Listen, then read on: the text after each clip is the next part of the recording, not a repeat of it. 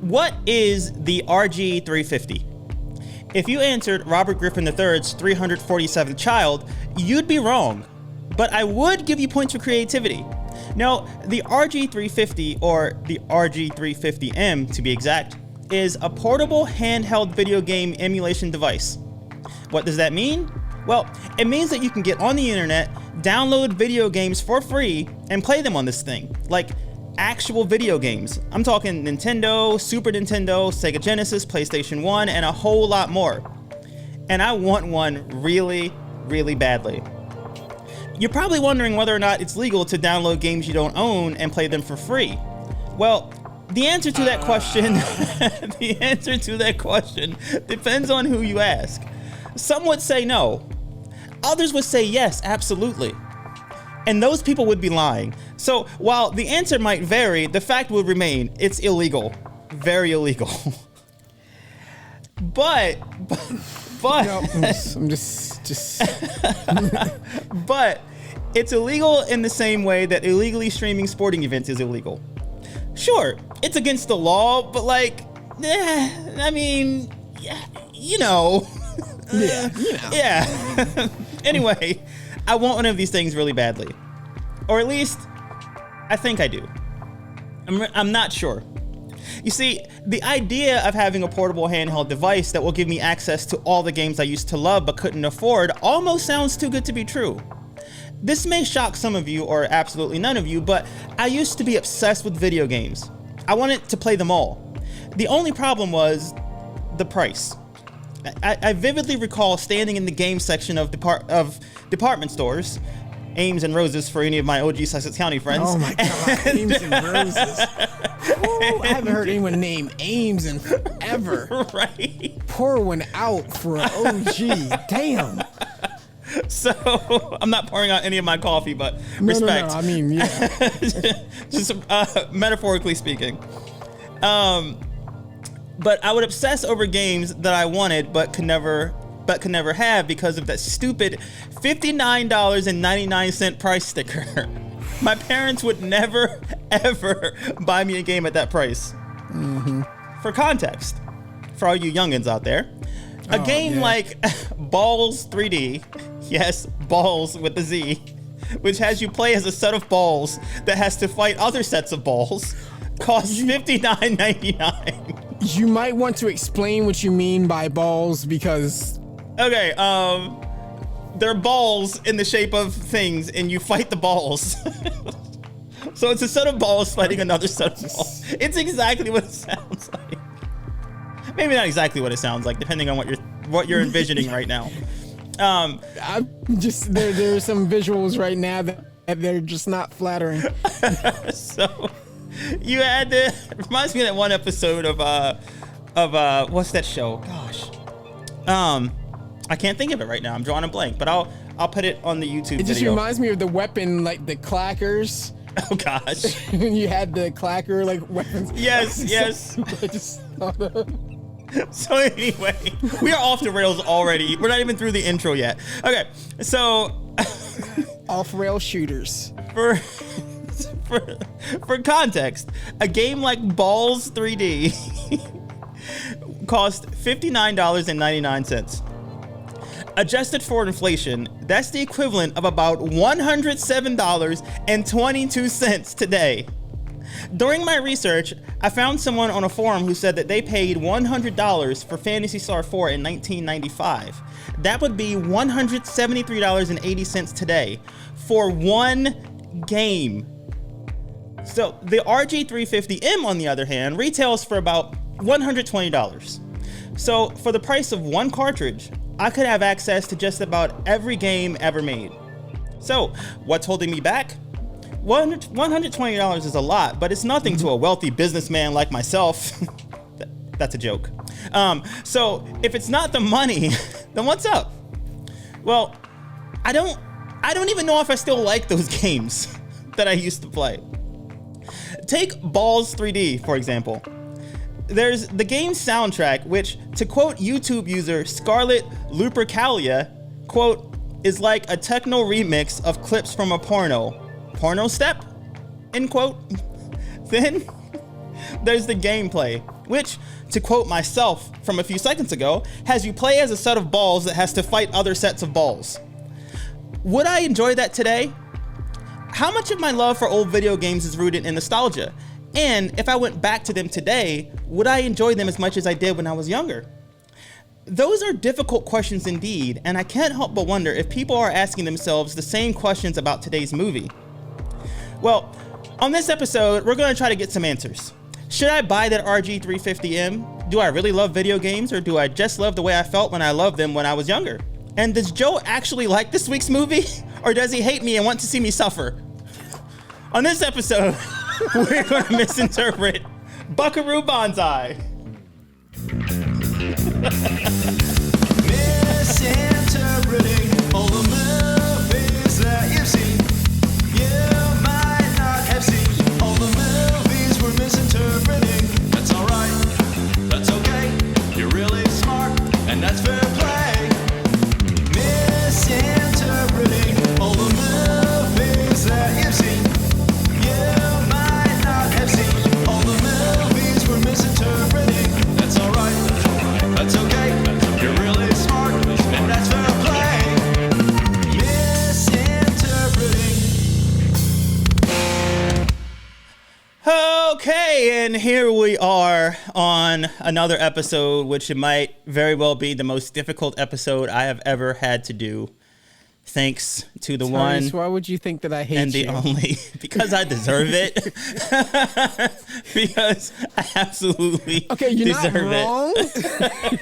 You're not wrong, but I keep giving you gifts, Tyrice. I keep trying to share wonderful things with you. Oh, you mean like they taught us in elementary school about how the Pilgrims bought gifts of to the country and shared them, and we all had a feast.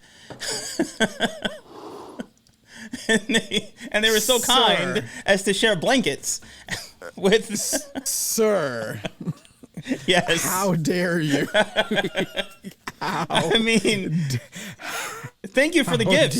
Thank you for the gift of having me misinterpret the most difficult movie that I have ever had to. It was a struggle.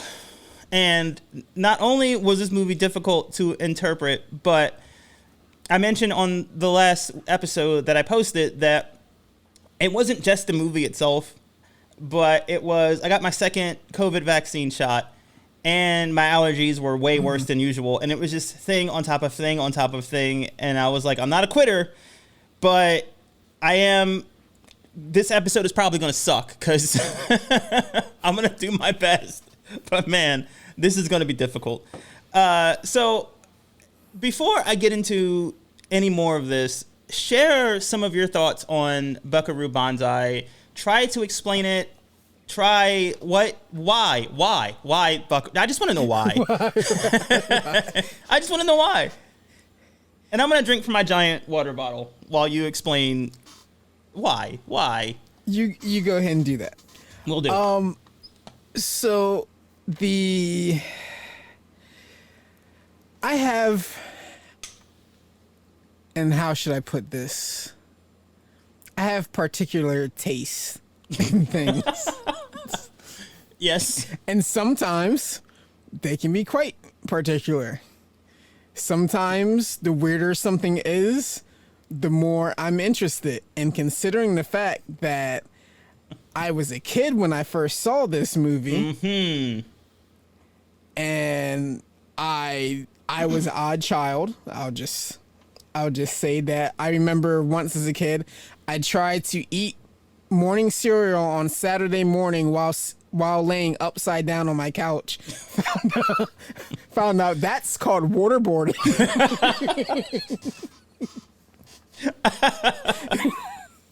This reminds me, really quickly, of the time I asked my mom, I saw my mom cleaning something, and I asked her, she was using bleach to clean a countertop or something. And I asked her, I said, and I was old enough to remember this, but like, I don't remember how old I was, but I'm old enough to remember this, so I'm old enough that I should have known better. And she's cleaning, And I said, I could, my brain couldn't figure out. I said, why are you using bleach? And she says, oh, I use it to clean and like disinfect things. And I said, oh, well, if bleach is used to clean, then couldn't I just like drink bleach and clean anything that's bad inside of my body? If it's good to use on surfaces, then it's clearly good for my body, right? And I think about that, and I think about you waterboarding yourself with cereal, and I just don't even know how we managed to live to see like this day. Like, how did we survive childhood? I don't understand. Childhood? Oh, I'm sorry. What was this adulthood for you? No, that was childhood. Okay. I'm just thinking of the other things we've mentioned on the podcast. Yeah. Like me trying to run and hit the ground running out of a moving vehicle. Oh yeah. Or the time. Just or the yesterday. time that I was. Oh, go ahead. Just yesterday, I fell down a flight of steps.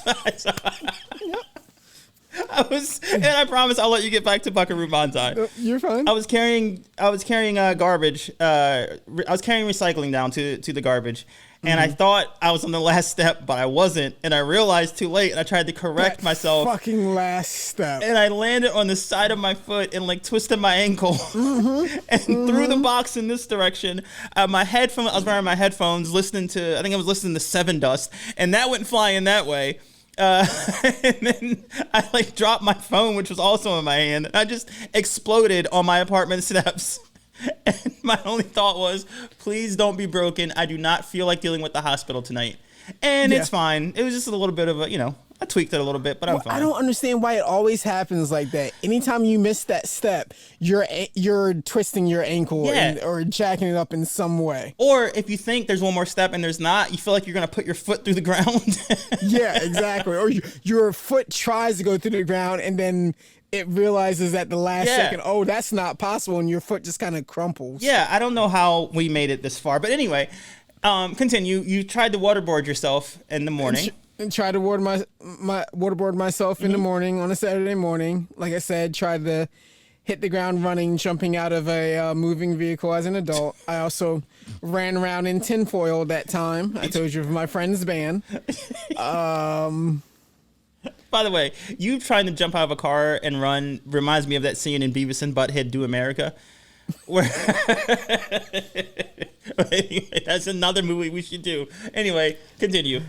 Yeah, I've always been an odd duck, I guess, as people like to put it. And just weird things kind of fascinate me. Like, okay, in instance, you remember Bill Nye, right? Yes, of course. Everyone loved Bill Nye. Bill Nye is a hero. Yeah.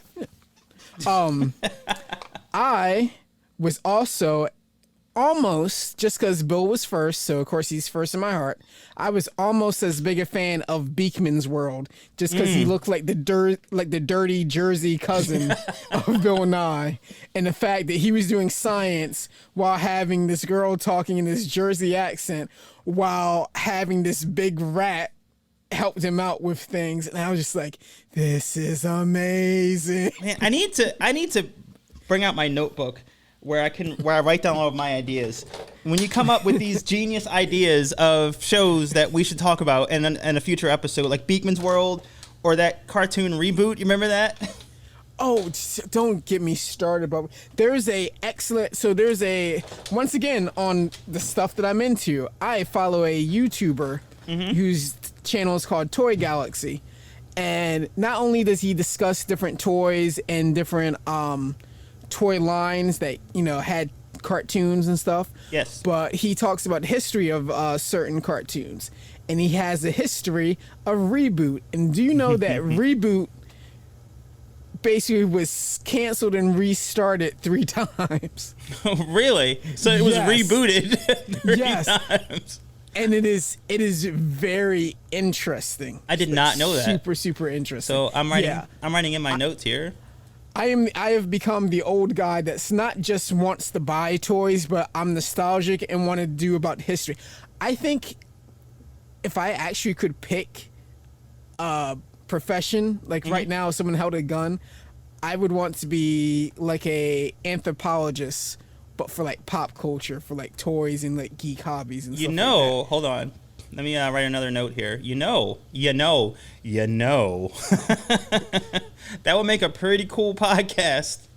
If you just talk about like old toys, or even like a video podcast where you seek out old toys, or you go like, I'm thinking Antiques Roadshow, but with toys. I picked up a couple weeks ago a Mighty Ducks cartoon action figure, which is not one of the actual Mighty Duck characters, but one of the villains disguised as one of the characters. We're gonna if it's the last thing I do, I'm gonna get you to start a YouTube channel.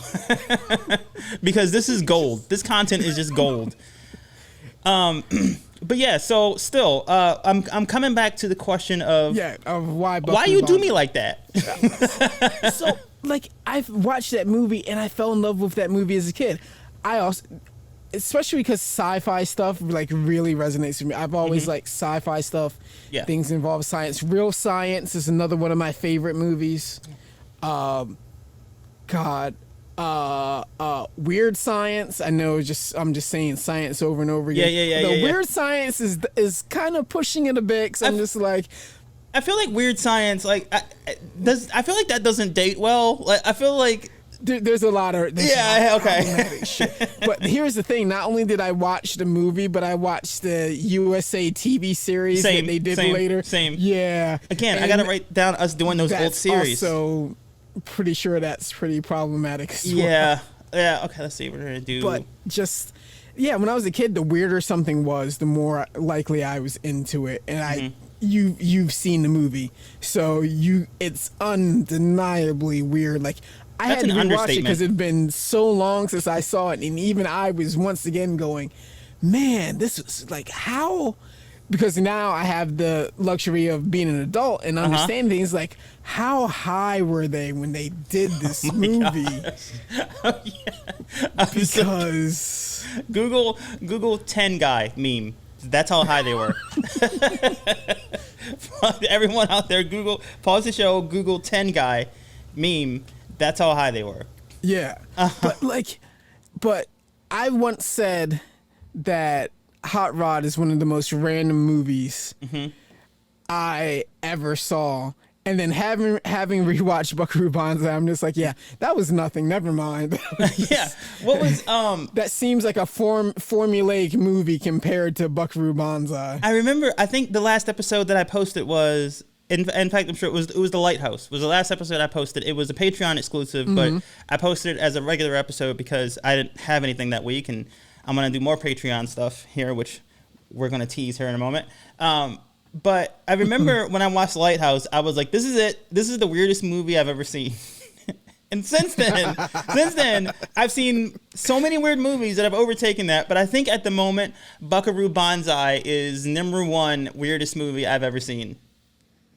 Bar none. Now, I'm not saying that's an insult or a compliment. I'm just saying it is definitely the weirdest movie. Oh, no, I take it as a compliment. That's exactly how I feel. Like, I feel if you're one of the people who happen to have seen this movie, because God knows I don't know if any of you have, I feel like Buckaroo Banzai is one of those type of movies where you can go, hey, I'm into this movie. And if you find someone else who's into this movie, that is your friend for life.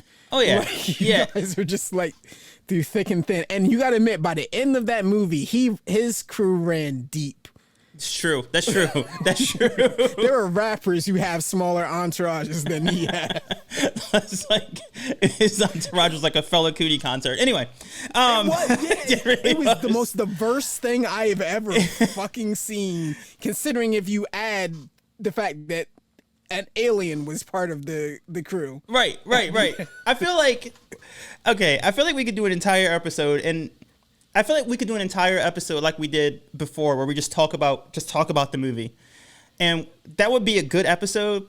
However, I suffered through writing the script. Yes. This is fair. I did this to you. You did this to me. But I also want us to talk about video games, which I don't even know if we'll get to because there's so much in this movie to talk about.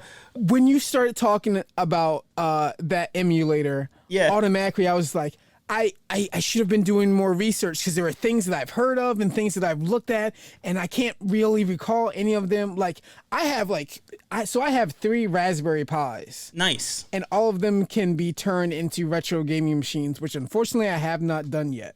And then you were talking about, emulators, and then so if for those who don't know, it is legal to own an emulator.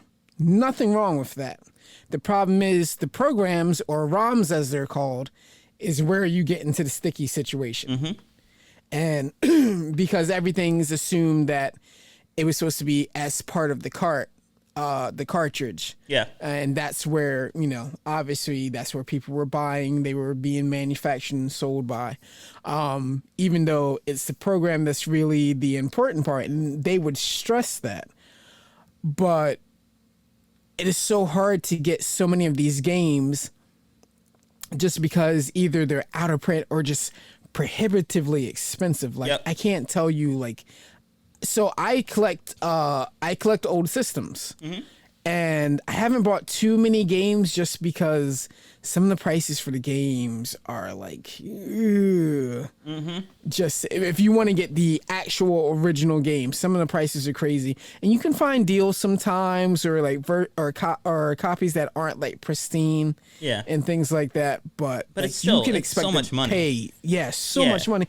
Even if they were all super cheap, depending on how many games you would want to get, it would still be prohibitive in that way. They're collector's items, so I get it. But for me, I don't want to collect them. I just want to play them. Exactly. So I don't have the money to dedicate to that. And if I did have the money, I wouldn't, because that's not, collecting them isn't my passion. I just want to play them and have fun playing them again, and it'd be fun to play them on the go. By the way, this system that I just mentioned is within the past month or so, it's already outdated. They just released another system that I want even more. But I don't know. The idea of owning one of these sounds really, really appealing to me. But I'm not sure if I want it, so I haven't. I mean, depending on what games you would want to do, you could relatively, like I said, the issue is the portability that you were saying. Although people have made enclosures and setups so you could actually take a Raspberry Pi and make it into a portable system. So you would still be able to run a lot of that stuff. So that might be something maybe a bit cheaper that you might want to look at. Yeah. It depends on the price. I can't recall any of the prices of the one you're talking about. But depending on price and stuff, that might be another option. Yeah. Okay, so a Raspberry Pi, depending on which one you get, could be anywhere from 35 to, I don't know, closer to 60 something. Also, or you could get a whole kit and everything. That's the only other thing, is putting it together yourself. You might not feel comfortable. Doing that. I don't. But I do have an idea actually for a thing that I want to do with a Raspberry Pi, but I don't want to tell anyone, because I think it's a really cool idea. So I'll have to tell you when we're done recording, and I'll make myself a note so I don't forget that, because I forget everything all the time.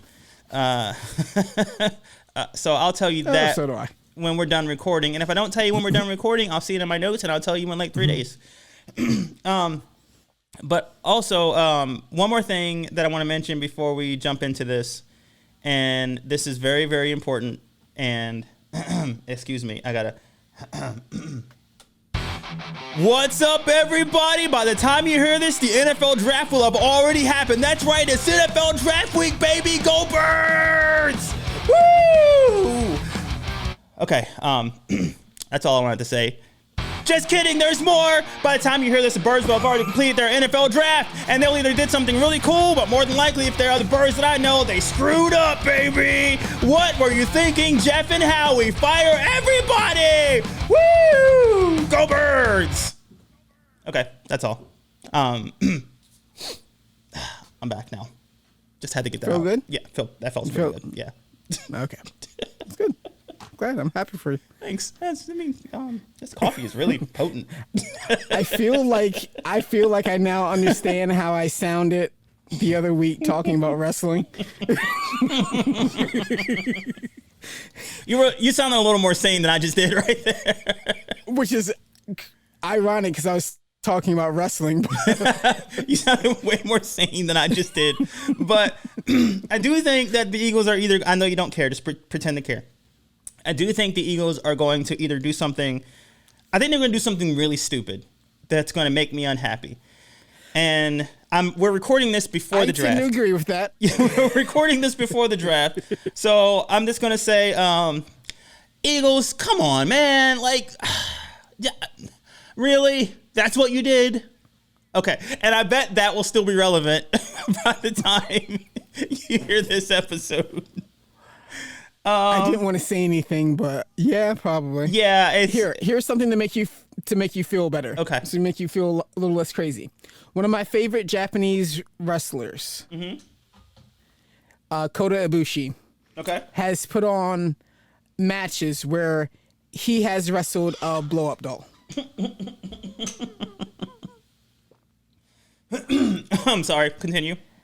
Did he win? And he has sold the matches spectacularly. Nice. No human being should be able to wrestle with.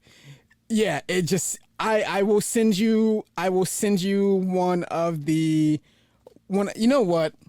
I saw. No. We'll do that later. Let's make sure. I want to make sure we honor what we're supposed to be doing today. You worked hard. Yes, I did. I did. At the end, I will bring it back up, and then we're just gonna get your. I just want to see the look on your face when you look at that, and you're just like, my God, that's actually a thing that happened. By the way, I have a wrestling point to make while we're on wrestling, and I want to ask you about this. And I need to know if this is legit. Did you see the video that's circulating with Mike Tyson who accidentally punched a wrestler for real? Wait a minute, which one was that? Mike Tyson accidentally punched a wrestler for real. He was appearing in a pro wrestling thing, like he was part of the match, and AEW. Yes, and he punched him for real. Was that legit or was that fake? I think that was legit. It looked legit. Like the way he fell looked legit. Yeah. Okay, yeah, I just need to know if that was real. I think it was legit. Just like I think everything was like, obviously accidents can happen in wrestling and stuff. And it's fucking Mike Tyson. If you're in the ring, anywhere in the ring with Mike Tyson, you fucked up somewhere along the line. I mean, I'm sure you're doing it, for the company and because it'll look good and sell and everything, but you couldn't pay me enough money to get in the ring with Mike Tyson. Yeah, no, same. Just even if I was the announcer. No. And at some point, we also have to do a UFC like recap post-fight show or something, because that event last week was just insane. We're not talking about what just happened. And we're not talking about what just happened. We're not going to talk about it here because this isn't a UFC podcast and I don't want to get too off track. But oh my God. No, I don't mind talking about that. But the one thing I saw. Yeah. I saw the one thing and I was confused because the clip I saw had cut out right before. Yep. You know what's worse? You know what's odd? So I miss. Okay. You know what's interesting about that is you're talking about, and for anyone who isn't listening, I know what you're talking about, but they may not know. So I'm gonna guess. Maybe I'm wrong. You're talking about the leg break, aren't you? I was trying not to say it out loud because I saw a clip and I saw the kick, but for whatever reason, when I saw the kick, I only focused on the guy who got kicked's leg. Yeah. And I was just like, I saw it move. Like he was stable, but it definitely shook from impact. And I was just like, they're talking about his broken like that. I don't see anything there. And then you watched the replay? No, I didn't watch the replay because that clip stopped there. I kept watching the clip, but because I had focused on that one dude's leg, that was the only thing I'd focused on. I was talking about it with someone today, and they were like, no, the other dude's leg. And I was like, okay, I guess I'll go look up the YouTube video. It's going to be fucked up. Why did you do this to yourself? No, I didn't even look at the video. I saw the thumbnail from the video, and I was just like, I'm done. This has happened. I see it. This has happened a few times, like before in the UFC. But the weird thing is, this happened. This happened to Chris Weidman in the last fight, and the exact same thing happened when Anderson Silva kicked Chris Weidman. Anderson Silva broke his leg, and now Weidman did the same thing to his leg. It's just this weird. Yeah. Yeah, it was just that this is not a UFC show, so I'm not going to go too much into detail because people probably don't care. Let me indulge you on the one thing. Okay. On the one thing for the main event. Man, he don't hit hard. He's got the softest hits I've ever seen. Yup. I mean, God didn't bless this man to be able to hurt people. I just want to say that How did that turn out for you, son? I used to be a huge fan of that guy, right? But then he went full MAGA on social media. Yeah. And I was like, I tweeted about this and I said, thank you for going full MAGA so that I'm no longer conflicted about how to feel about this result where you just got like knocked into the shadow realm. Actually, the way that he fell is how I felt when I dropped those boxes when I fell down the stairs. Like he did a full twist and went down. That's exactly what I did. Crumpled Gatorade bottle. Like that's what. Yeah.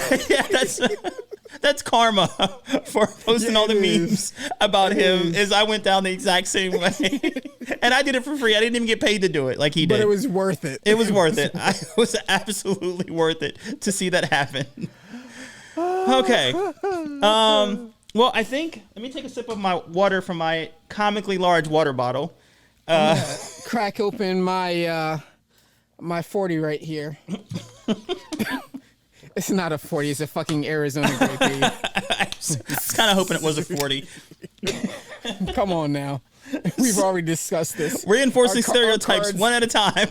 Our cards are revoked. Yeah, dude. we're never getting back in the community, so you can just no. Also, should I tell people about the bonus episode now or tell them about it later? Okay, let's tell it now. We both watch Mortal Kombat, and we have to arrange an emergency episode where we talk about Mortal Kombat. So that's coming. So I don't know if it's going to be up by the time you guys hear this, but if it's not, it'll be up very, very shortly after. Okay. Are you ready to discuss Buckaroo Banzai? Are you ready?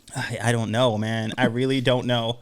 I think I need more water for this. So I just need you to fill some dead air for about 10 more seconds. And go. Do you need dead air music? I'll give you some dead air music. Okay. There.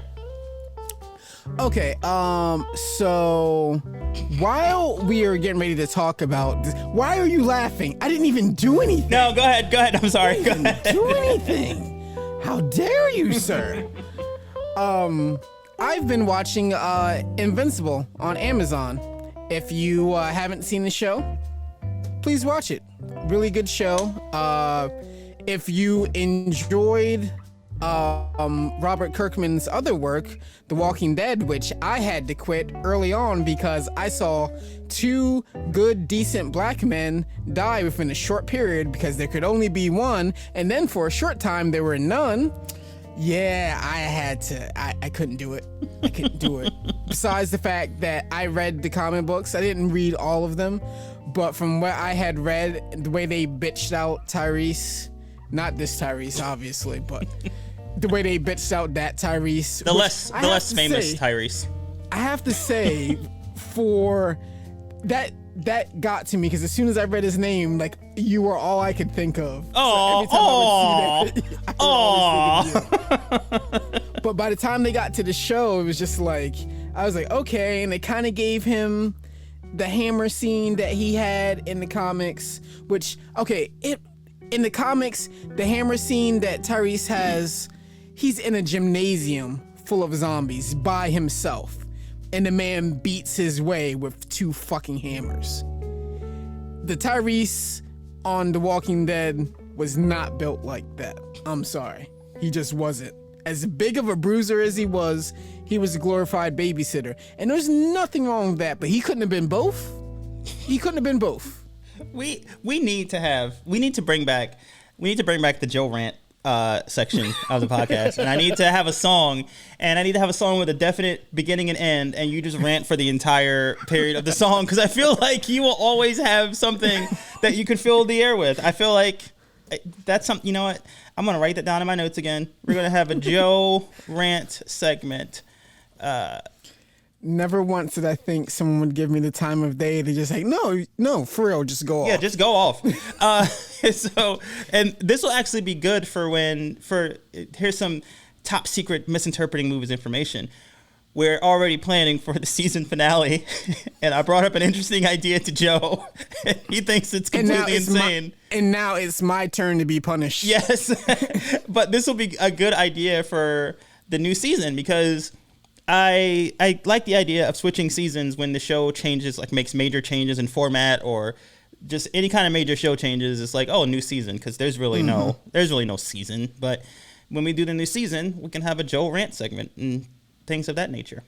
But well, hey, audience, we'd like to hear from you. Yeah, audience, what's up? YouTube, or just, you can leave it in a review. Someone please leave a review on Apple Podcasts or. By the way, I got to give a special shout out to someone. Okay. But I don't know who it is. So wait, what? Hear me out.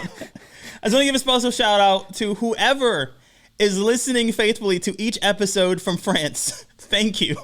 Really? I don't know who you are. Wait a minute, it's still going on? It's still going on. I don't know. Still from France.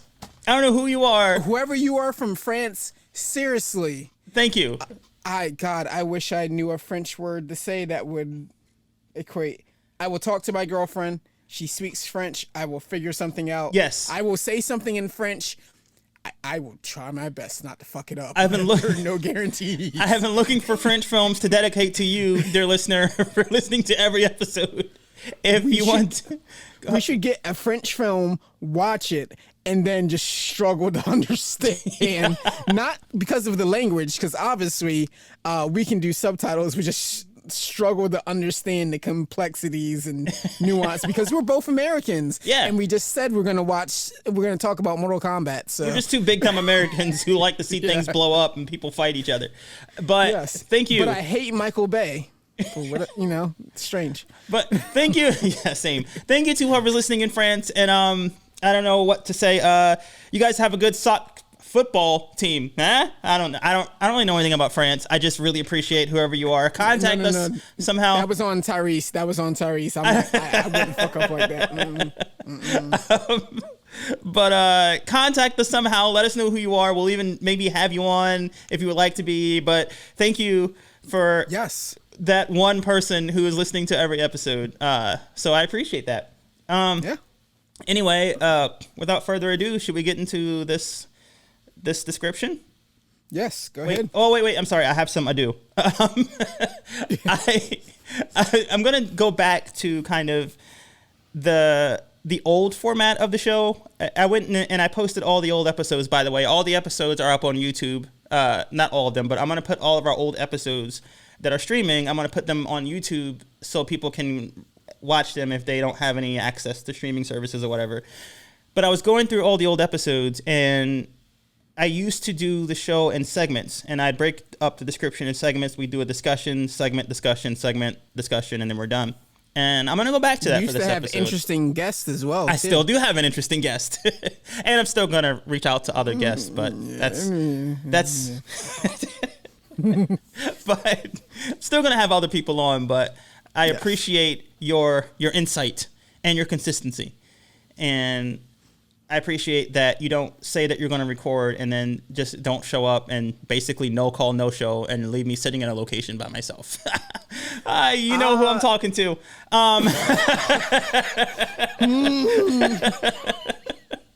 But I'm not bitter. So I needed to chase that down with something. God damn. Okay. So here we go. The first section of Buckaroo Banzai. Oh man, this is going to be tough. Okay. You got this. I believe in myself. If the Eagles can win a Super Bowl, I can do this. If Freddie Mitchell can do 4th and 25, I can do this. Okay. So there are two kinds of people in this world. Those who have seen Buckaroo Banzai and those who haven't. I used to count myself among the latter. But then one day, I pissed off Joe, and he decided he wanted to make me suffer. So now I am one of the former. I have seen Buckaroo Banzai.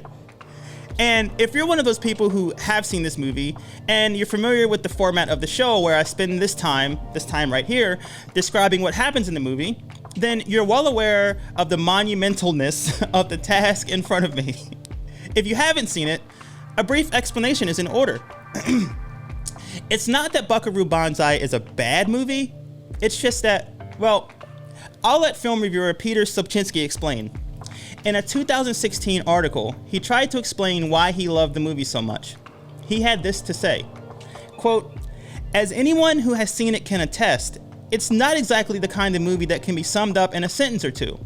Even the most basic, no-frills explanation of it will send many heads reeling, either out of excitement or confusion."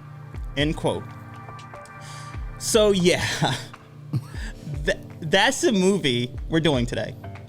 The thing is though, Sobczynski, and I hope I'm pronouncing his name correctly, I couldn't find it on YouTube or anywhere else, he actually does a good job of explaining the film.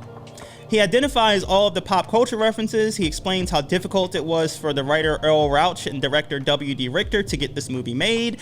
You know, all the interesting and relevant stuff we usually completely ignore on the show. So, as always, if you enjoyed this misinterpretation, it's worth it to do some research on your own. You'll find a lot of interesting information on this movie. Okay, so let's get to it. The movie begins with the Star Wars style text scroll. The first time I watched this movie, I foolishly paid close attention to it, thinking it would somehow assist me in understanding anything at all about this movie. I was wrong. Joe, you are enjoying this way too much. Although the very first line, in hindsight, hinted at the direction this film would take. All of them. All the directions. The line is as follows. Buckaroo Banzai, born to an American mother and a Japanese father, thus began life as he was destined to live it, going in several directions at once. End quote. The text goes on to explain that Buckaroo Banzai was once a brilliant neurosurgeon, but he got bored with that and began studying martial arts and particle physics. He even gathered a group of scientists and started a rock band called the Hong Kong Cavaliers. So not only does Buckaroo Banzai the person move in several different directions at once, but so does Buckaroo Banzai the movie. IMDb listed as an adventure, comedy, and romance, but it's so much more than that. And whether or not that's a compliment depends on who you ask. Beauty, after all, is in the eye of the beholder. And in this case, that beholder is Joe. Anyway, anyway, in the first scene, Jeff Goldblum is Jeff Goldbluming, doing some smart guy stuff, using words no normal person would ever use, and speaking at a rapid fire pace with no regard for whether or not the people to whom he's speaking can even understand what he's saying. But in this scene, he doesn't actually have to worry about whether or not he's being understood. He's talking to Buckaroo Banzai, and Buckaroo Banzai is very smart. He's also very brave. After whatever smart, sciencey stuff he was doing with Goldblum, he heads to the desert, where he arrives fashionably late for his date with a 500-mile-per-hour rocket-powered Ford F-350 pickup. Joe, you like you had something to say. He was doing brain surgery. He left directly from brain surgery to go do the test run. That makes complete sense. I missed the brain surgery part. I feel like there's a lot of things in this movie that I missed, so you're going to have to help me with that. So, so he's also very brave. After doing smart, sciencey brain surgery stuff with Goldblum, he heads to the desert, where he arrives fashionably late for his date with a 500-mile-per-hour rocket-powered Ford F-350 pickup truck. We're less than 5 minutes in, and if you're feeling lost, well, when I watched this movie, I was too. Buckaroo climbs into the front seat, or the cab, the cockpit of the rocket truck. That's better. He blasts off into the desert horizon. Electronuclear carburation seems fine, says Banzai. He's fast. I'll give Banzai that, says one of the men in the control room. But one heat-seeking missile, and he's history. Wait, what? Eh, who knows? Buckaroo's velocity steadily builds. He's at 400 miles per hour and accelerating. But right before reaching the finish line, Yes, the finish line. No, this was not a race. It was a test, and I'm not sure what they were testing exactly, but there was a clearly established endpoint for it. Right before crossing the finish line, Buckaroo bangs a hard left and veers off course. Kind of like Furiosa did with her war rig in Mad Max Fury Road, which, by the way, was discussed in Misinterpreting Movies episode 14, which is not only available on all your favorite streaming platforms, but is also available on platforms you've probably never heard of, like Podbean and Listen Notes and Deezer. Anyway, Deezer. I don't know, but I googled it, and a lot of people have it. Apparently, it shows up in my analytics. I don't know. Thank you to my Deezer listeners. And Joe, I'm proud of you for not saying these are nuts. Got him. I'm very proud of you. I waited thinking that you would do that, and you didn't, and I'm very proud. I was too busy shocked by what the fuck that was. But no, that's actually a thing. And a lot of people listen on Deezer, so thank you. And Deezer, cut the check. That's free promo. Anyway, he veers off course. Most of the team in the control room has no idea what the heck he's doing. His velocity increases and he reaches a speed of Mach 1.3. And no, I don't have any idea if I'm using the term speed and velocity correctly, and I don't care. Alarm bells start ringing both in the cockpit and in the control room. The scientists and engineers involved make use of a lot of technical jargon to tell Buckaroo, in no uncertain terms, he better stop or eject, cause that truck gonna blow up and he gonna die. Unrelated, but this is the same message I got from the dash of my 2003 Jeep Renegade a couple years ago when my radiator blew up on an interstate highway exactly 90 miles from home and made the entire interior smell like pancakes. Nothing like the sweet, sweet smell of ethylene glycol in the middle of a road trip to make you regret buying a historically unreliable vehicle. Anyway, I got rid of that and bought a Fiat. And that's the truth, but it's also a joke that you'll only understand if you're a car person. Anyway, Banzai keeps on moving, completely ignoring the warnings from his team and his rocket truck. He hurtles toward a rock wall and doesn't even pretend to try to be concerned about thinking about, maybe probably slowing down. He's headed straight for it. He gets closer and closer and closer until finally he goes inside of it and transports himself to the 8th dimension, where he encounters lightning, aliens, and several Winamp spectral analyzers. Shout out to all 2 of you who understood that joke. And that's where we'll stop right now for our first block of discussion. So I had to double check just to make sure. Yes. And speed is the time rate which an object is moving along a path, while velocity is the rate and direction of the object's movement. You know, I knew that once a long time ago, and then I Googled it to refresh my memory, and then I just listened to you understand it, and I still don't understand the difference. I still don't get it. I still do not understand. But that's okay. I think that knowing your weakness is actually a strength. So yeah, we'll work around it. Yes. So I want to talk about, to bring this back to video games, I want to talk about how when he transported himself to the 8th dimension, it was kind of similar to what video games did for me as a kid and kind of still do for me somewhat now on a lesser scale. And it's just like, it's like transporting yourself to a different world. Oh, yeah. But I also want to talk about what the heck was the first part of this movie. And as a Buckaroo Banzai expert, I need you to explain to me what I just explained and what I watched. What? So basically the beginning was to establish who Buckaroo Banzai was, and to go ahead and get the plot started. So you have him with Jeff Goldblum.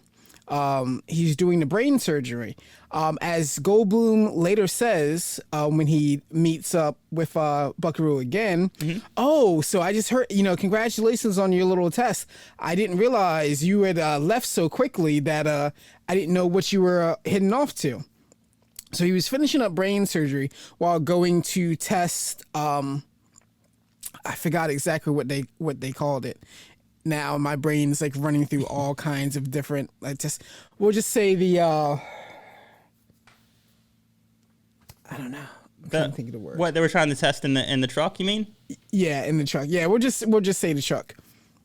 So with the truck, They had the limit that they had set. That limit was without realizing,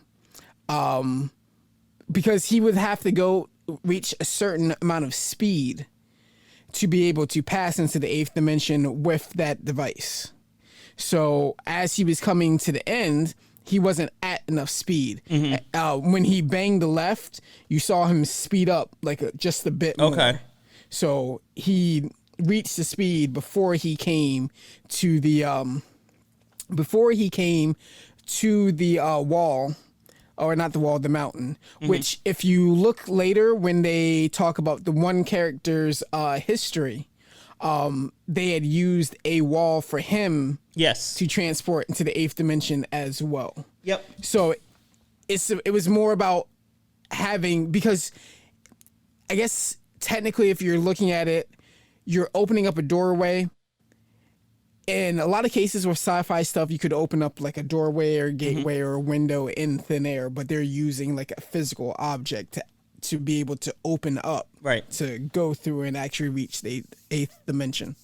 So I'm going to talk about more of that 8th dimension, like what's there, why they went there, and how that relates to the rest of the movie. But the upcoming sections are pretty short because I just don't know. I didn't know. There's so much happening that I didn't know which parts to focus on and which parts to ignore. Well, here's the thing. I'm just bringing this stuff up. Just the beginning was just to show who he is, the crazy stuff that he's doing. That's all the establishing stuff, and then to establish the 8th dimension, the fact that he reopened the portal. Yeah, and then that leads to the entire plot of what's going on. No, for sure. But, and I mentioned that the sections were short because I'm going to be counting on you to kind of fill in the blanks as our resident Buckaroo Banzai expert, because there's a lot of things that I will probably not only get wrong, but also will just gloss over. And if you think something's important enough to kind of focus on, then, feel free to chime in. But getting back to the video game part of it, about being transported to another world. Now, I just want to know kind of your thoughts on that. I know that's kind of vague. No, it's not. So if you consider, if you're a bibliophile, a book lover, a lot of people talk about books transporting them to another world. Yes. That's also the same reason that some people really get into movies and things, because it transports them to another world. It kind of depends on what medium speaks to you. But as so there was a documentary called Video Games the Movie, and they were talking about that specific thing. And while you have mediums like books, TV shows, movies, while you can say you're transported to another world, those are only in a voyeuristic way. You're not actually taking part in any of the adventures. You're observing. You feel like you're along for the ride, but you have no actual involvement in any of those things. Whereas you're literally transported when you're playing a video game, because you are the one controlling. So the character you're playing is just an avatar. Even if you're playing Mario, you embody Mario. So you're Mario. Yes. You're Sonic. You're Master Chief, So anything that actually happens in the world depends on your involvement, and that's more of a transportation or transformation into something else than you would get with books or movies. Even if those are things that really appeal to you and transport you, you're not an active participant in those things. That's a great way to put it. And I think that's why, for me, I am generally, and always have been, more of a fan of role-playing games than action games or even adventure games, because in role-playing games, it really is like a story, but in video game form. And depending on how open the game is, it gives you more or less control over how the story how the story goes. There's some some role playing games that have you on a rail basically, and it's a linear point A, point B, point C, and then you're just working your way through the story. Where some games, more so now than in the past, because games are so advanced now, where you can do whatever you want, like the Zelda game on the Switch, which I haven't played, but do you have a Switch? I do. I just haven't played it. Do you have the game? I do. So here's the thing, and I'm going to get into this on the last block, why I haven't played a lot of video games lately. Part of it is because I'm just so busy with the podcast. But there's another part to it as well. I'm busy with the podcast too. But I do know that with Zelda, it kind of presents you with the situation, and it says, we're not going to tell you how to overcome this, just figure it out. And there's several different ways to solve a single problem. But I do think that that's why I have always had such a love for role-playing games above all else. Now, mind you, I love fighting games. I love first-person shooters. I used to love first-person shooters, but we'll get into that later as well. But I think that's that love of being an active participant rather than just an observer. And I think there's another level to that, too, because I reached a point where I was so into video games as a kid, I wanted to make video games. And not only be a part of a story, but like being a part of a story wasn't enough for me. I wanted to create the story. Yeah. And I found out about RPG Maker. The game was on, I believe it was on, the one I saw was on PlayStation 1, I believe. And I wanted it so badly, but it was also $80. And I also didn't have a job. So I had, and I thought about it, and I said, I could make this game, but honestly, who's even going to play it if I make it? Because I don't have any friends around who would play it or who I thought would play it. Now, mind you, I never asked. I just assumed that no one would want to play it. So what's the point of taking the time to make it? So I never did. So many people do, just like, well, who would ever want, this? And sometimes you never know. You make the thing and then everyone's just like, wow, this is great. Like, exactly. I didn't think people cared about Dungeons and Dragons until I started playing, and then everyone was like, you do what? And I was like, you care about this? I am still a Dungeons and Dragons virgin. Oh, buddy. I hate it. Okay, there's no way I can say this and not make this uncomfortable. How can I word this? I want to be your first. I don't really have a problem with that. Okay, I can introduce you into the world. I'm just a player. I'm not a DM, but I can introduce you to a whole world. I've had offers, and like sometimes I've been just like, yeah, but like I felt like I got busy or stuff, or I've been afraid because I'm just like, I don't know if I have time to dedicate weekly, and I'm just like, I don't want to join someone's campaign, then I can't be there, so I wind up holding up the. That's also another reason why I kind of dropped off like playing like games like Destiny 2, because especially in things like that, it's good if you join a group, if you join a clan or something like that. Yeah. But I needed to have something casual because I didn't know when I would be able to get on, and I don't want to. And this is the most sports thing, I guess you could say, about me. But I didn't want to join a team and not be able to contribute to the team and let my team down. No, I respect that. I get that 100%. And that's one of the reasons why I'm hesitant. And that's one of the reasons why I didn't pick up Destiny as well, is because I knew that such a huge part of it was about playing in groups. And it's that pressure of being available for other people and not letting them down, and it, for me, that takes the game from being casual to being like, it takes it to being work, and there's nothing wrong with that, but no, I play when I feel like it.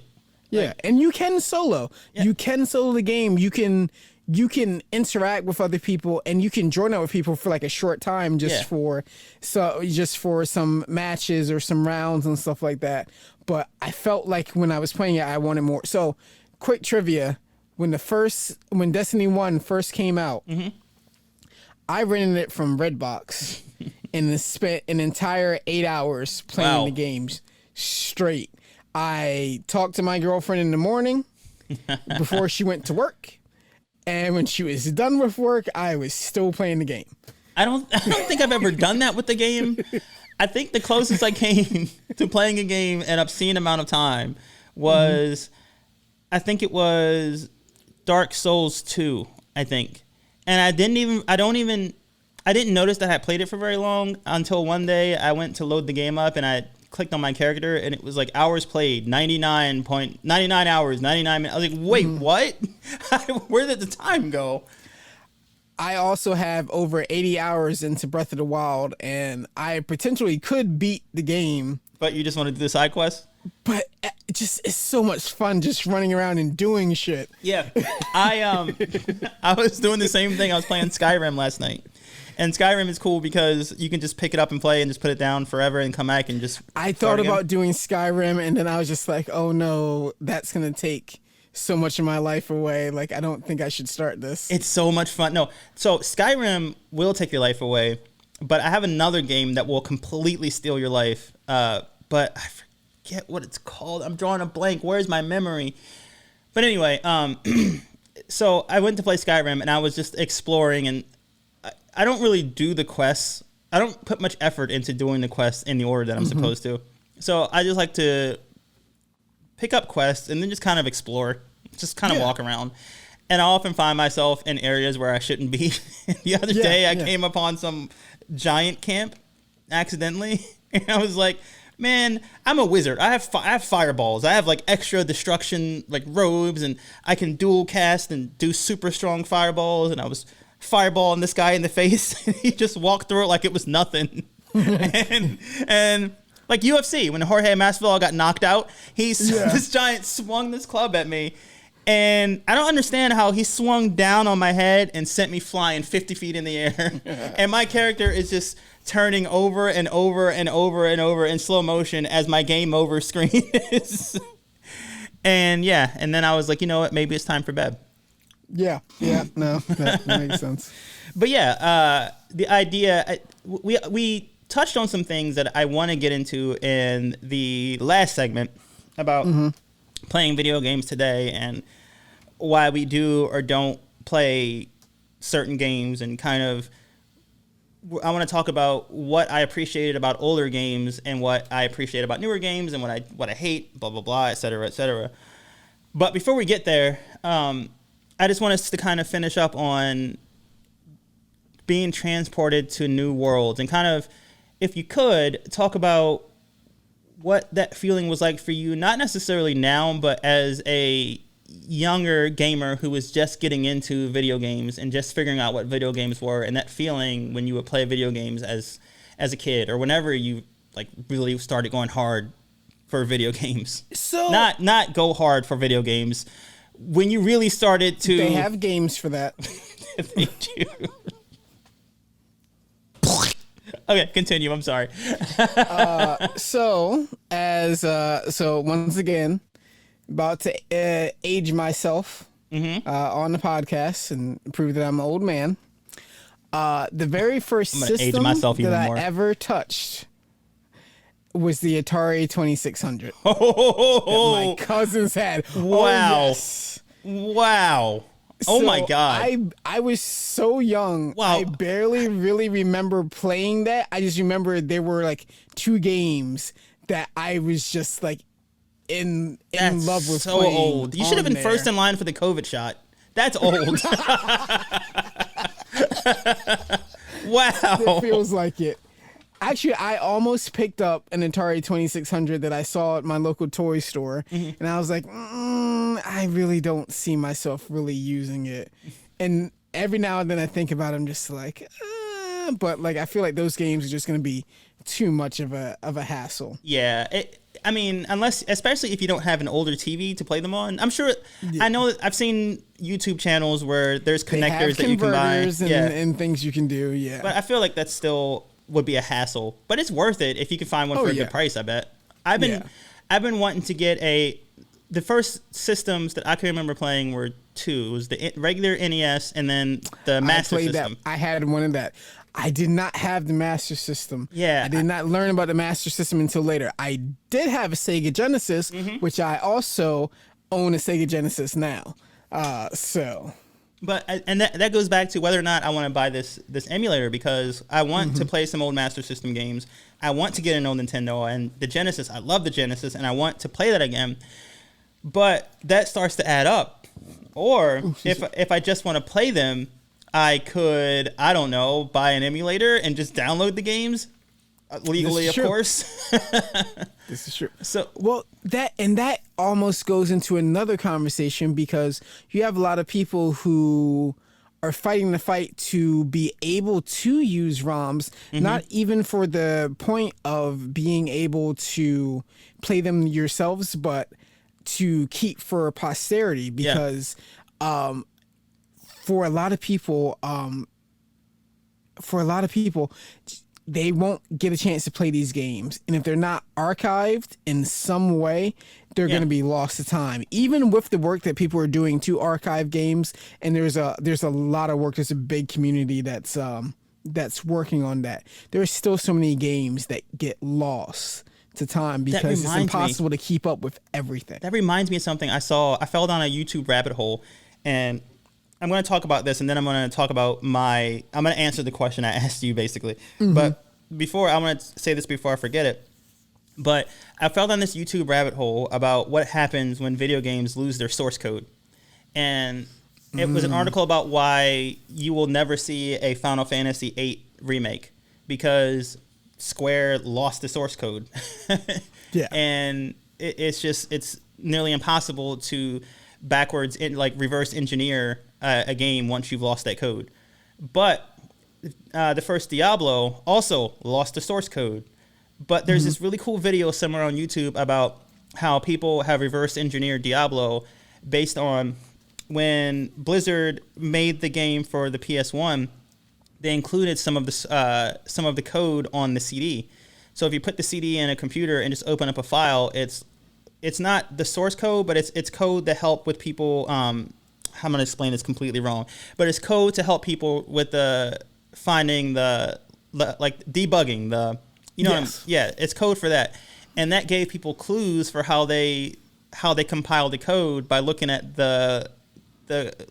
It was just this whole cool thing about how people study this code to learn how to reverse engineer Diablo and put it on, there's an online version that you can play.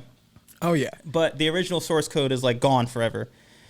Some of these games do end up being lost because for some reason people just make it and just toss the code out because they don't need it anymore, which is tragic. Well, it can be the smallest thing, just because once a game company's kind of done with that, it can either be put in the wrong place, the file could get corrupted, or just so many things can happen. And it's a testament. There are lots of games that have been reverse engineered, and it's just a testament to how passionate people are about video games. Yeah, man. That the work that they put into that, not even just reverse engineering games, but consoles. Oh my gosh. The reason emulation is so good is because people have opened up old consoles and really got a feel for how it works, and have worked on trying to make it as true as they can with the new hardware. That is on emulators. That is just I can't even fathom. I do a lot of things that are a lot of creative things that I do, and I may have mentioned this on a previous episode, but I'm into a lot of different things, and I have a lot of skills as far as with computer things and video editing and audio and recording and writing, but it's not because I'm some special genius or whatever. I just didn't have any friends growing up, so I had a lot of spare time lot of the hardcore nerd community. Right. So I had a lot of spare time to put into these hobbies, because what else was I going to do? But something like that, like reverse engineering a console or a video game, I just cannot even fathom how difficult that must be. I can't even. I'll explain it to you this way. You and I both know how to play guitar, right? So you can. It's been argued I know how to play guitar. You do. I'm still not. You don't sure have to be about modest about it, but you can look at someone playing guitar who's way above your level and go, "Wow!" I understand exactly how difficult that is. I'm not that good, but I can see what this person is doing, and I can understand why it's so difficult. With this stuff that we're talking about, I have no clue why, like, I can't even fathom how you even do that. I can watch football and see someone run really fast and jump up and catch a ball, and I can respect how difficult that is to do because I know how to run and jump. I don't know how to run and jump that well, but programming is just, I can't. It's amazing, and then there's so many things that you can do. Actually, there's a. So I'm really interested in, and I'm not involved. I wish I was more involved in like the hacker community, and not just for like privacy, right, or things like that, but just anyone who's just like, hey, I want to take this thing and rework it for something else. And I saw someone who I follow on Twitter. They actually someone had brought them the Super Mario Lego toy. So not the whole set, but they were using just the Super Mario Lego itself. So that one has a lot of electronic components and stuff. Right. Because it has to interface with the game system that they have within Lego. So putting on different Lego blocks and stuff like that is going to have it react a certain way. And it also interacts with the Lego NES system as well. But someone was doing a kind of like a breakdown of going into it, opening it up, and then seeing like some of the programs inside, and it's just like, oh, this could lead to other features here and here. Oh, this is how this talks to these devices and stuff. And here's how, if you're able to use this language, you could actually write some stuff to modify some of the ways it interprets things. And it was just super fascinating, and I love that stuff. Any science that people cannot recognize as science is considered magic, and it's just, that's the only answer I have for it. It's magic. I don't understand. I don't understand. So my first memory, my earliest memory with video games is, I think I would say like my brother and his friends playing games on the original NES. And two of the games that stick out in my mind, and if anyone has played these games or seen videos of these games being played, you'll understand exactly what I mean. It's Double Dribble, and the thing that sticks out with Double Dribble, is the sound of the sneakers on the floor. It's the most annoying. You say it's annoying because you think about it, but I guarantee you, if someone played that for you right now, you would be like, this is the song of my youth. Absolutely. It's like when I smell like diesel exhaust, it makes me think of it brings back fond memories of going to school, because I used to sit in the back of the bus and just breathe those fumes, which probably wasn't the safest thing in the world, but I have fond memories. You went to school in Sussex County, so really, did it really hurt you that much? Not really. No one could tell. Really. No one could tell. It really affected my performance in my future Farmers of America class. That's an actual, by the way, we had to draw cows, and anyway. No, I took that class. It was weird. I hated it. So I took it after, of course, my first daughter was born. And the most awkward thing is sitting in that class. And so I think I was a senior, I think. Yeah, I think I was a senior. And all of the other kids in that class were freshmen, because I was just taking an extra class just to pad my thing.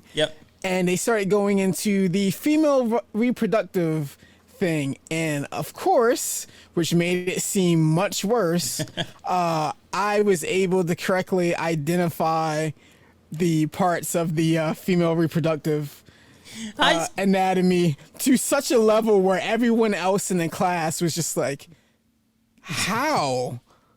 Like, dudes and girls alike were like, how? Even the teacher is just like, you got it. And you were like, why am I here? Can you just pass me and I can just not show up? I'm just like, this feels really awkward. Like, yes, I have a kid. I don't think that really correlates as to why I know this so well, but you're already drawing your own conclusions, so whatever. Right. So I don't remember anything from my class except drawing cows and debating someone about who the best rap artist was was it Eve or Spliff Star? Like, Did you have a black class? Because that was not my yeah. whatsoever. There were like 3 or 4 black kids in that class, which was like 50% of the population of the school. Jesus Christ. Like, my class was not skewed that well. Yeah, none of us wanted to be there. Yeah, but anyway, so there was Double Dribble, and then there was Tecmo Bowl, and and my best Tecmo Bowl impression is, ready, down, hut, hut, hut, hut, hut, hut, hut, hut, hut, hut. And if you don't know what I mean, Google it. They do. That is the second most annoying thing. But again, I remember. It's if I were to hear it now, it would make me feel like all warm and fuzzy inside. Yes. But the first game that I really absolutely fell in love with was probably, or became obsessed with, was probably Gauntlet on the original NES. Or Gauntlet 2. I never played Gauntlet. Yeah, I've never played either one of those, and people so talk about it like so fondly. I loved it so. I could not get enough of it. I was just obsessed with that game, and I don't know why. I just loved it, and that was my first kind of experience with getting just lost in a game's world, was playing Gauntlet, which was way older than the NES. Like, it was, that game's old. Oh yeah. Yo, no, that was arcade game. Yeah. Straight up arcade game. For me, while I did play the Atari, I had an NES. I was also an only child, so I guess it was just me and my dad playing. And I don't remember my dad playing that much, so I got to play it. Nice. There were a bunch of games I remember playing, but Super Mario Brothers 3. Yes, that is I remember that game. mainstay. Yes. In fact, so that's not my actual number one, but it's if you ask me about playing Super Mario Brothers, I'm more likely to play Super Mario Brothers 3 than any other game that includes the new ones, because for whatever reason, my clock stopped at Super Mario Brothers 3. Really? So if someone's like, hey, let's play the new Mario, I could play it for a little bit and like, someone's like, Super Mario Brothers 3, I'm like, bet, let's go. Let's do this. I'm ready. I will agree with you, although I would put Super Mario 3 as like a tie for me for the best Mario game. And it's 1A and 1B. And for me, the other best Mario game is the Mario game that wasn't even a Mario game, and that's Mario 2. Oh, yeah, Doki Doki. Well, I was going to say Doki Doki Literature Club, and that's a completely different game. But Doki Doki Panic. It's so weird. It doesn't make any sense. But you know what? As a kid, I just ate that shit up. I loved it. Yeah, of course. I still love it. Throwing radishes now? Okay, Yeah. sure. That's what we're doing. It was just so fascinating and so unlike anything that I'd ever seen, even unlike any other Mario game I'd ever seen. I didn't understand anything that was happening. The music, the princess can float. What? I don't, Okay, let's do it. Exactly. And, but I love that game. And well, so Super Mario Brothers, okay. No, go ahead. Oh, I was going to say Super Mario Brothers 3 is definitely like the second one. And that's, like I said, for whatever reason, I'm locked into that game. That's the Super Mario Brothers I'm going to play if I'm ever going to play one. Yeah. But I was spoiled as a kid. Because the next system I got was a Super Nintendo. But even though I had a Super Nintendo, making a reference back to as we're going to be talking about Mortal Kombat, I somehow wound up getting a Sega Genesis as well. So I don't remember them being concurrent for whatever reason, but I do remember that I definitely had both of them because I remember playing Super Mario Brothers games and my favorite game on my like top game on the Super Nintendo, but Mortal Kombat I played on the Sega Genesis, which was the one that happened to be the one that had the blood. Yes, and the Super Nintendo version, you just punched someone and it was just dust. Yeah, and it was just, I heard that was bullshit. I never experienced it because I had the one with blood. Oh, man. And that was what worked for me. I had the Super Nintendo version and it was just dirt. I was so upset that you punched someone and you got dirt. Well, see, as we're talking about fighting games, my number one game, and still to this day, and so much that when I got my Super Nintendo, the game that I bought for it, the only game I currently own for the Super Nintendo, Street Fighter 2 Turbo. See, I wasn't huge on Street Fighter 2 Turbo. I don't know what happened with that game, but it was like a religious experience where I had that and I was just like, this is what I've been waiting for. Okay, so I didn't know I was waiting. Who was your character of choice? I was cheap ass 'cause I really dug Ryu just because I was, super into that whole thing, the martial artist who only wants to get stronger and is like deep and solemn and stuff. Right. But as we talked about the kind of women that I am attracted to when we were talking about wrestling,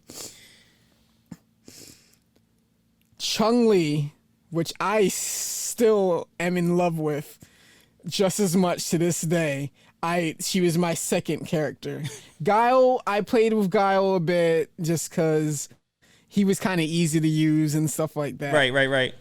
But to this point where I played with Chun-Li, and if I play with Chun-Li and someone else is playing me, I literally start trash talking, but not just trash talking as in like, oh, I'm going to kick you. It's like, how dare you think you can come against my girl, my love? How dare you think you can take her on?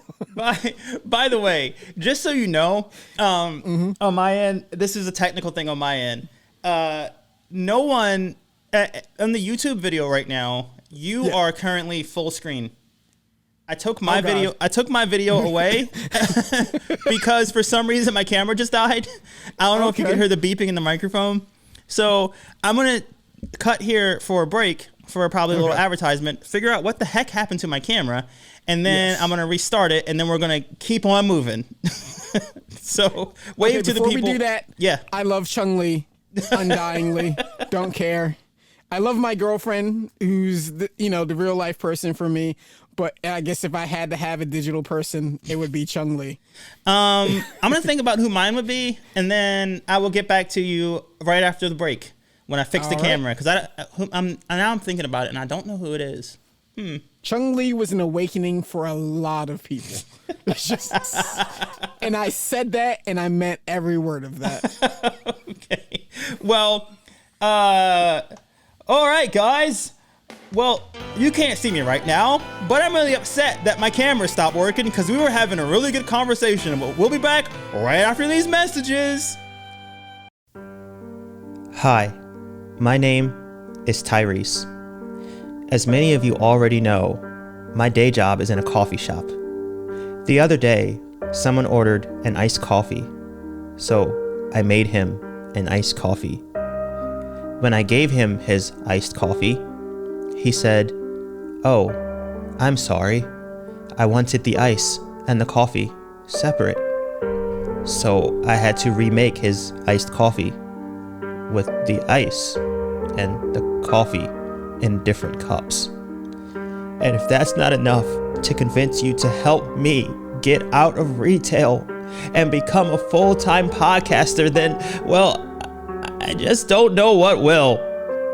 But you can help a brother out by donating $5 a month to www.patreon.com/mmoviepod. And for your troubles, you will gain access to bonus misinterpreting movies content.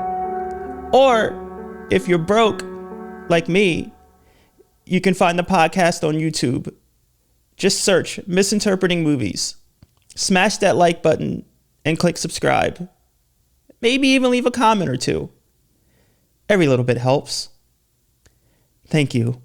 And now, I return you to your show, already in progress. And after that brief technical difficulty, we are back with Misinterpreting Movies. Welcome back. Camera's working. We're split screen again. And I even discovered, or I was reminded of who my video game crush was and still is.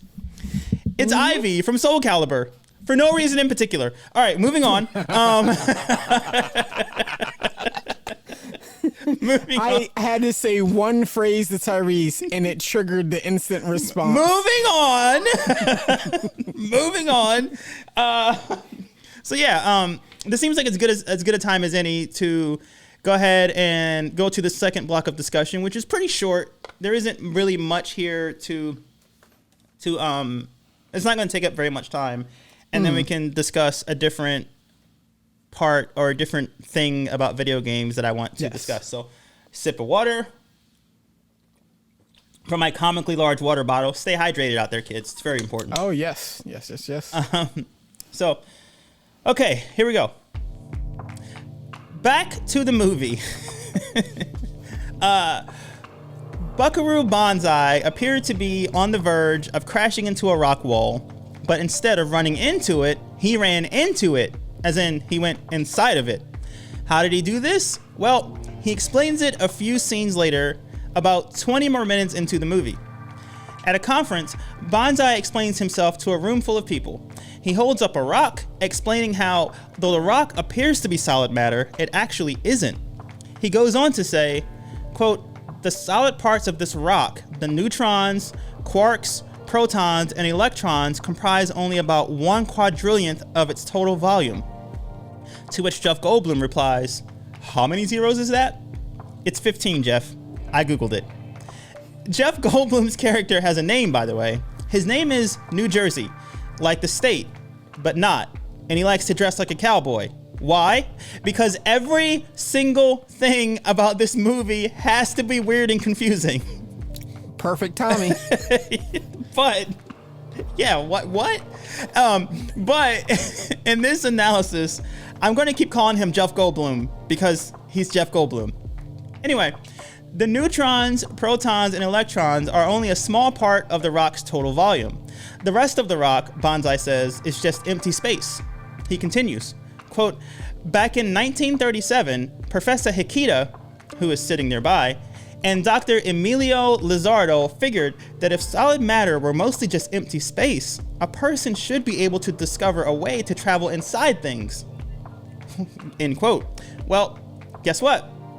Banzai and his buddies figured it out. They created something called an oscillation overthruster. This oscillation overthruster isn't just a big deal, it is the big deal. It's the thing that really sets the rest of the story in motion. You see, no one in this film is initially aware of this, but Dr. Lizardo, the man who worked with Professor Hikita, is actually an alien from Planet 10. Well, he's not really an alien because while working with Professor Hikita, he accidentally thrust himself into the 8th dimension. But he didn't go all the way there. Only his upper body passed through. While his head was there, while his head was in the 8th dimension, the red electroids, which is what the evil aliens are called, electrically brainwashed Dr. Lizardo to do their bidding. So by the time Professor Hikita pulled Lizardo back into the real world, he had become a completely different person. For all intents and purposes, he was no longer a person at all. His human body had come under complete control of a red electroid by the name of Lord John Worfen, who, according to a female black electroid by the name of John Emdahl, who has both a Jamaican accent and appearance, is, quote, "a bloodthirsty butcher as evil as Hitler." All of the black ones are Jamaican. What is going on with this movie? Anyway. I have something to say about that, but I'll let you finish. Okay. Don't forget. So, Lord John Worfen was overthrown by peace-loving forces on Planet 10 and was banished to the 8th dimension. Dr. Lizardo and Professor Hikita found the way to partially enter that dimension. Lord John Worfen hitched a ride in Dr. Lizardo's brain and body and traveled to Earth. Ever since returning to Earth, Lord Worfen has dedicated his life to finding a way to return to the 8th dimension, rescue his trapped comrades, and return to Planet 10, where he and his army will seize power once again. Buckaroo Banzai just so happened to perfect something called an oscillation overthruster, which allows people to travel into and out of the 8th dimension. So the bulk of the movie is this. Lord Worfen and the red electroids tried to get their hands on the oscillation overthruster. That word is so difficult. Oscillation overthruster. Buckaroo Banzai and the black electroids tried to prevent that from happening. And that's where I'm going to stop. And once again, I'm going to ask Joe 2 questions. Question number 1. Yes. What? Question number 2. Why? Take it away. The answer because. And that's actually the best answer I can probably give you. It's better than the answer Buckaroo Banzai gave when Penny tried to kill herself, and he says, "Wherever you go, there you are." What? First of all, that does make sense. And two, remember, if I'm not mistaken, doesn't Keanu Reeves quote that in another movie? Like, Maybe. I feel like he did. Maybe. Or someone quoted that somewhere. And now I can't remember where that was, and now it's going to haunt me, and I'm going to have to look that up. But please explain to me what's going on. I mean, really, I can't really explain it any more than that, just because you're asking to explain the circumstances. I don't know. You've explained the plot. You can't really go into the circumstances other than that's how they are. That's just like me going to my neighbor and just like, why are you, I don't know, whatever. And it's like, because I am, and this is where, literally, wherever you go, there you are. I hope people listening and watching can understand how much of a time I had with this. They think I'm insane right now. They think I'm literally insane. Well, because you're questioning everything, and I'm like, yeah, I got it. Yeah, it makes total sense. Of course, there's red lectroids and black lectroids, and they're Jamaican. What's weird about that? That was the one part I was just kind of like, don't know how that would play today. Although it was pretty funny when they basically they made Worfen basically a Hitler type character, and they slowly built towards this big speech that he gave, and they hinted at it, and it was more subtle, and then it got more and more obvious as the film went on, and it kind of culminated in that speech that he gives at Yo-Yo Systems, which I didn't even mention in this analysis. There's so much that I didn't mention in this analysis, but he gives this speech about returning to his planet and taking it over, and he does the most hilarious Hitler impression that I have ever seen, and I know that it may be difficult to put the words hilarious and Hitler together for people to envision, but you have to watch it. One word or one name to help out with that. John Lithgow. Yes. The man is a treasure. It should make sense. If anyone can do it, he can do it. It was just so funny because it was obvious that they were building to it, and then he just goes all the way and just really like leans into it. Oh yeah. But for this part of the analysis, I want to talk about this oscillation overthruster and how everyone wants to get their hands on it. Worfen wants it. Yeah, go ahead. Before we get into that, I told you I had a couple pieces of small trivia that I wanted to throw up. Yeah. So the guard, or not really, he wasn't really a guard, but I guess the watcher, the caretaker of the insane asylum that he escapes from. Yeah. Do you know who that was? I have no idea. Oh, you know, none other than Breaking Bad alum. Then Better Call Saul alum. No way. Then even Community alum. And also, wasn't he the dad of Adam? I still don't know who it is. I gotta check the IMDb Leslie Knope's husband. I think it was his dad. I gotta check the IMDb now. It was none other than Jonathan Banks. No, shut up. Look it up. That was Jonathan Banks. No, I believe you. Oh, what? Really? He was so young. But if you if you go back, if you look at a picture of his face, you're just like, oh shit, yeah, that is him. No way. My mind has just been blown. Yeah. Okay. Yeah. So that's Jonathan Banks in that role. Wow. So, yeah. And then the other piece of trivia for you. Holy crap, that's him. I'm sorry. I just Googled his. I just did an image search and I was like, hey, get the heck out of here. Okay, go ahead. I'm sorry. And when you look at him now, you're just like, okay, yeah, I see it now. How did I not see that? Just because he was so young. Like, everyone's a baby in this movie. Wow. Freaking, what's his name? Look how young, let me pull him up. I know he's right there. Clancy Brown is a young strapping lad in this movie. Yeah, sure. Let me see. Clancy Brown. Okay, that's what he looks like now. And He now was I'm the, going to. He was the cowboy, not the actual cowboy, but Holy the cow. cowboy dude. Yep, see? Wow. I should. Wow. My Everyone mind was has been so blown. young. Okay. Jamie Lee Curtis was Buckaroo's sister. Shut up. Oh, wait a minute. Was it sister or not sister? I'm trying to remember. Sandra Banzai. Really? Okay, now I'm Googling it again. How did I not? Okay, now you're going to make me watch this movie again.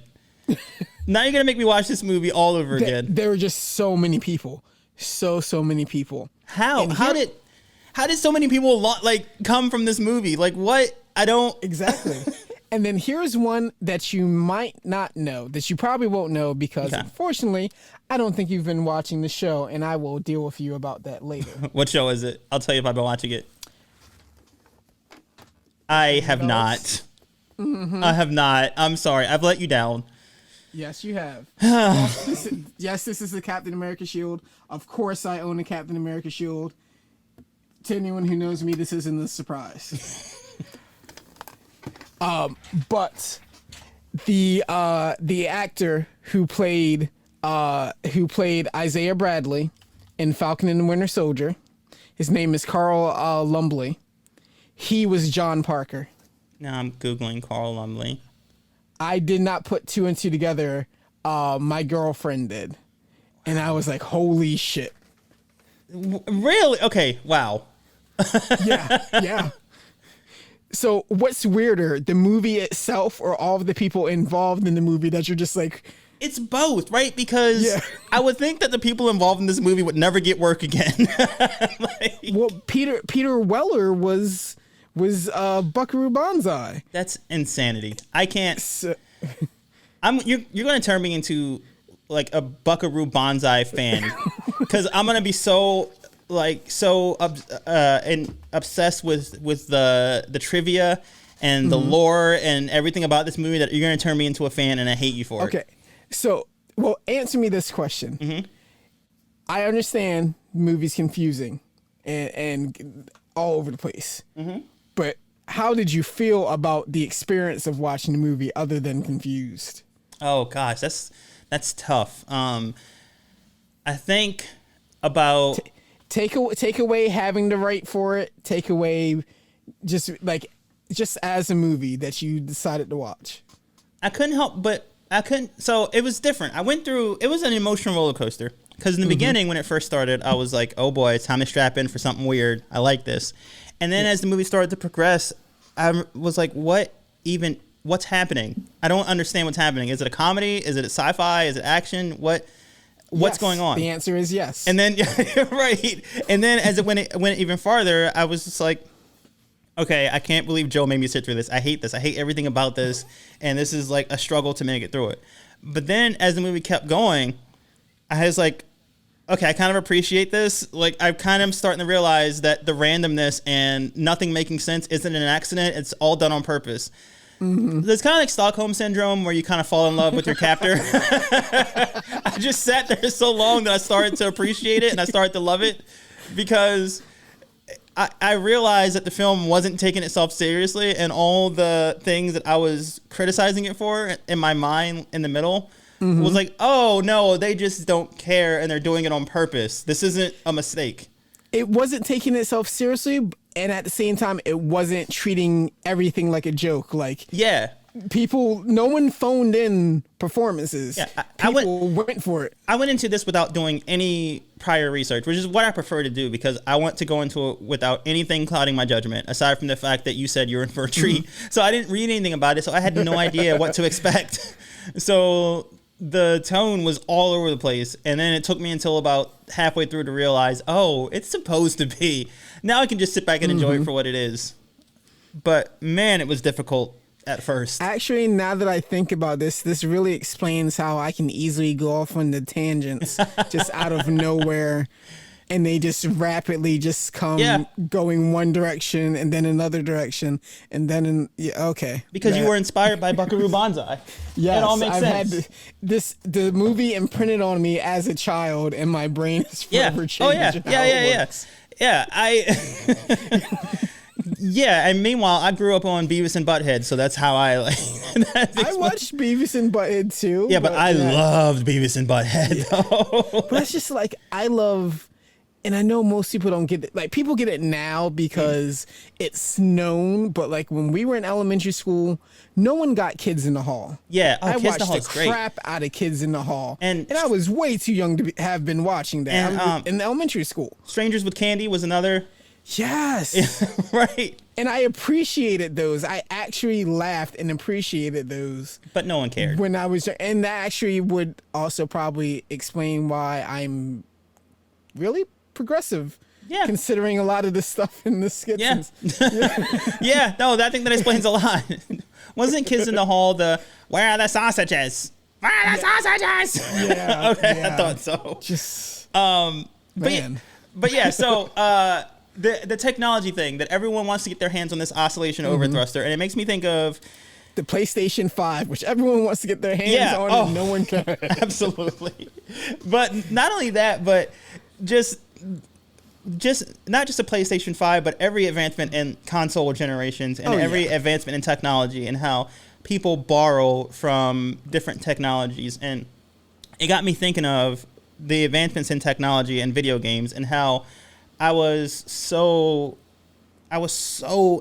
just engrossed in that world, the same way people now are just obsessed with cell phones. And every time a new iPhone is released, they have to go get it, and they obsess over the specs of the upcoming iPhone, and they look at teasers and releases, or the Google phone or the Android. Is the same way that I was obsessed with new video game consoles. And I got so obsessed with just wanting these consoles, and thankfully they were all expensive and my parents couldn't afford to buy me any, and they probably wouldn't even if they could have, but they wouldn't buy me any, and I didn't get any of these new exciting consoles because it turns out years down the road they all sucked for the most part. So I'll share with you if you don't have any. Oh no, they all suck. They're trust me. I will explain. I'll mention some consoles that you probably forgot about, but I was obsessed with. I'm talking obsessed to the point where I had video game magazines and I would just like cut out the pages and or just stare at the page of the advertisement and just reread articles in different magazines because I wanted this so bad. I would get excited when a commercial would come on for a new console, and I would just go to the store and just stare at the console and just read the backs of the video game boxes. I was obsessed. But I want to share with you some of these consoles, and I want to make fun of myself and talk about them. I have my doubting face on. Oh, just trust me here. You're gonna have to trust me, and I will clear my name. Okay, I trusted you, or you trusted me for Buckaroo Banzai. So thank you. So I was gonna ask you to share, but you have your not trusting face on, so I'm gonna share with you. So I was obsessed with Nintendo, and then my next obsession was Super Nintendo, and I was just blown away by the advancement and just the gameplay and the visuals. Just the first time I saw the new Super Mario, after having seen the old Super Mario, I was just like, this is incredible. This is nuts. I can't believe this is happening. And then the next jump I saw in technology was the Super Nintendo to the PlayStation 1. And the PlayStation 1 was way too expensive for us to afford. But if you recall, video stores used to let you rent consoles for a couple days. And that's true. I think it was like, what, $20, I think? I think so. I mean, never did that, but I remember that was I did it a thing. It was very, very, very occasionally. Like, either my brother would do it. See, my brother's older than me, so he had the money to do it. He would rent it, or my parents would be nice and get it for me once. It was only a couple times that we did it. But when the PlayStation was first released and I saw just the way the games looked, it was just unlike anything anyone had ever seen before. I think the first couple games were like Ridge Racer and the original, the first Tekken game. And I was just in awe at the. Well, actually, Virtual Fighter was before Tekken. Was it? Oh, yes, because I think so. You're right, because I think Sega Saturn was beat PlayStation to market by like not very long, but they rushed the Sega Saturn to market specifically to beat the PlayStation, but it turns out the Sega Saturn kind of sucked. And they probably should have waited. I always wanted a Saturn. Me too. And this sets me on my journey here where I'm going to share with you about all the failed systems that I wanted. So I had really, really, really become obsessed with buying the 3DO. Do you remember that? The 3DO, it was made by Panasonic. No, I don't remember that one at all. Yeah, I'm Googling something here. Let's see, 3DO. Yeah, I got nothing. Let me see. I'm Googling now an inflation calculator. Oh God. Let's say the 3DO. I'm not sure the exact date, but I think it was 1997. Mm-hmm. And let's say 2021. So it was $700 when it first debuted. That's $1,155.23 today.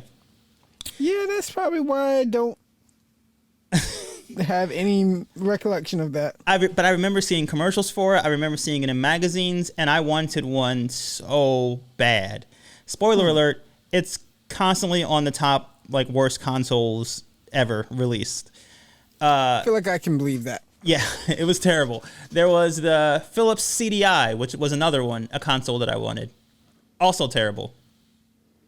There was the Sega 32X. Remember that? I do remember that. It lasted for about 2 months.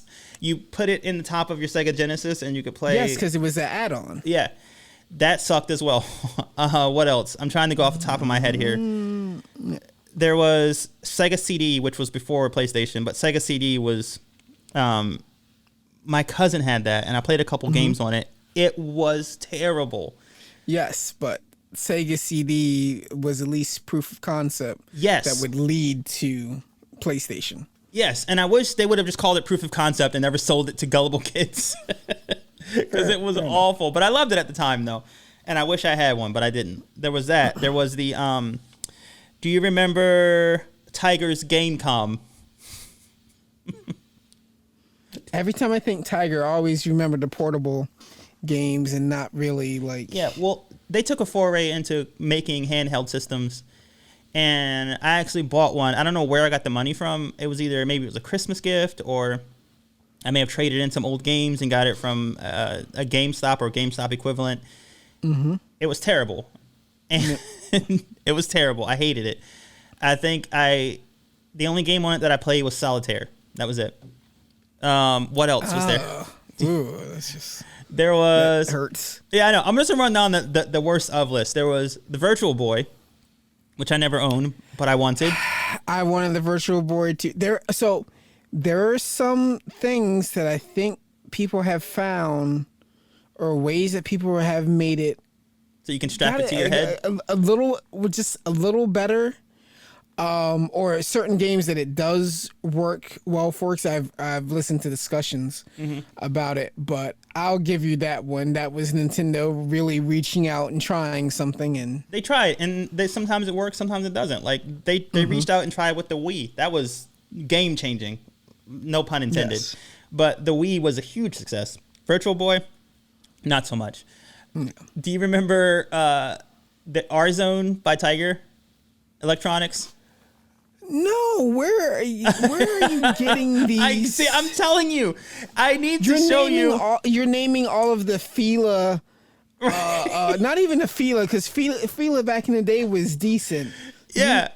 Naming all of the Bobo like game systems. Well, yeah, like the Tiger R Zone was supposed to compete directly with the Virtual Boy, but to explain to you what this Tiger R Zone was like, and this will probably be a very local comment that I'm going to make here, but it's like you go in the Food Lion and you see Mountain Dew and Mountain Thunder.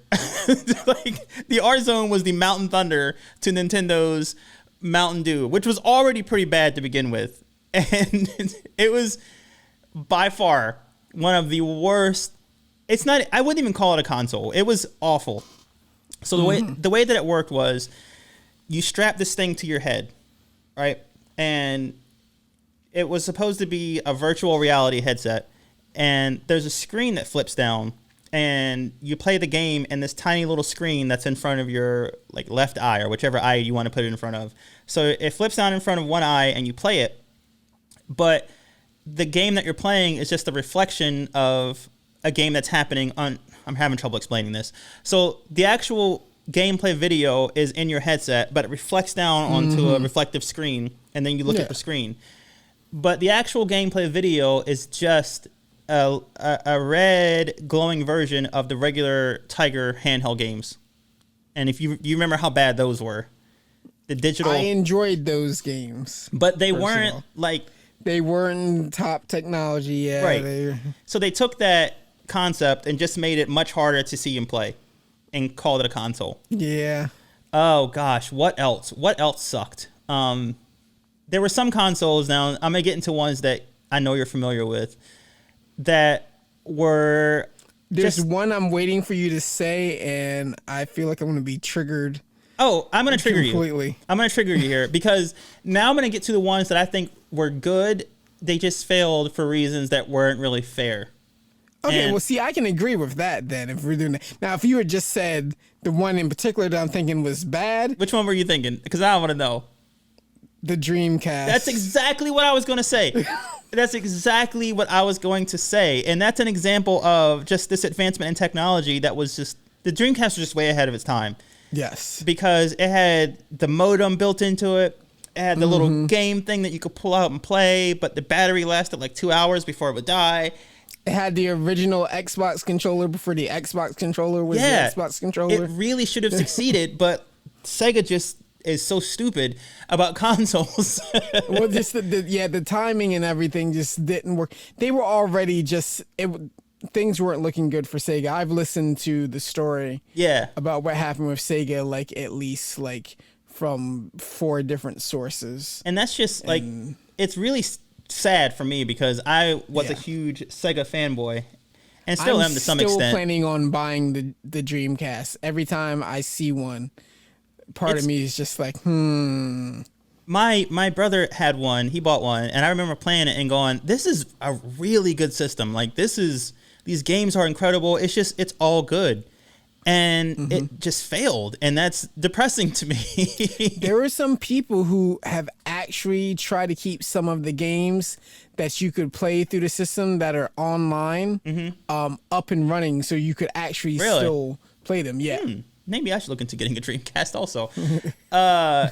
There was the Nintendo 64, which failed because... Bitch. No, hold on. Hear me out.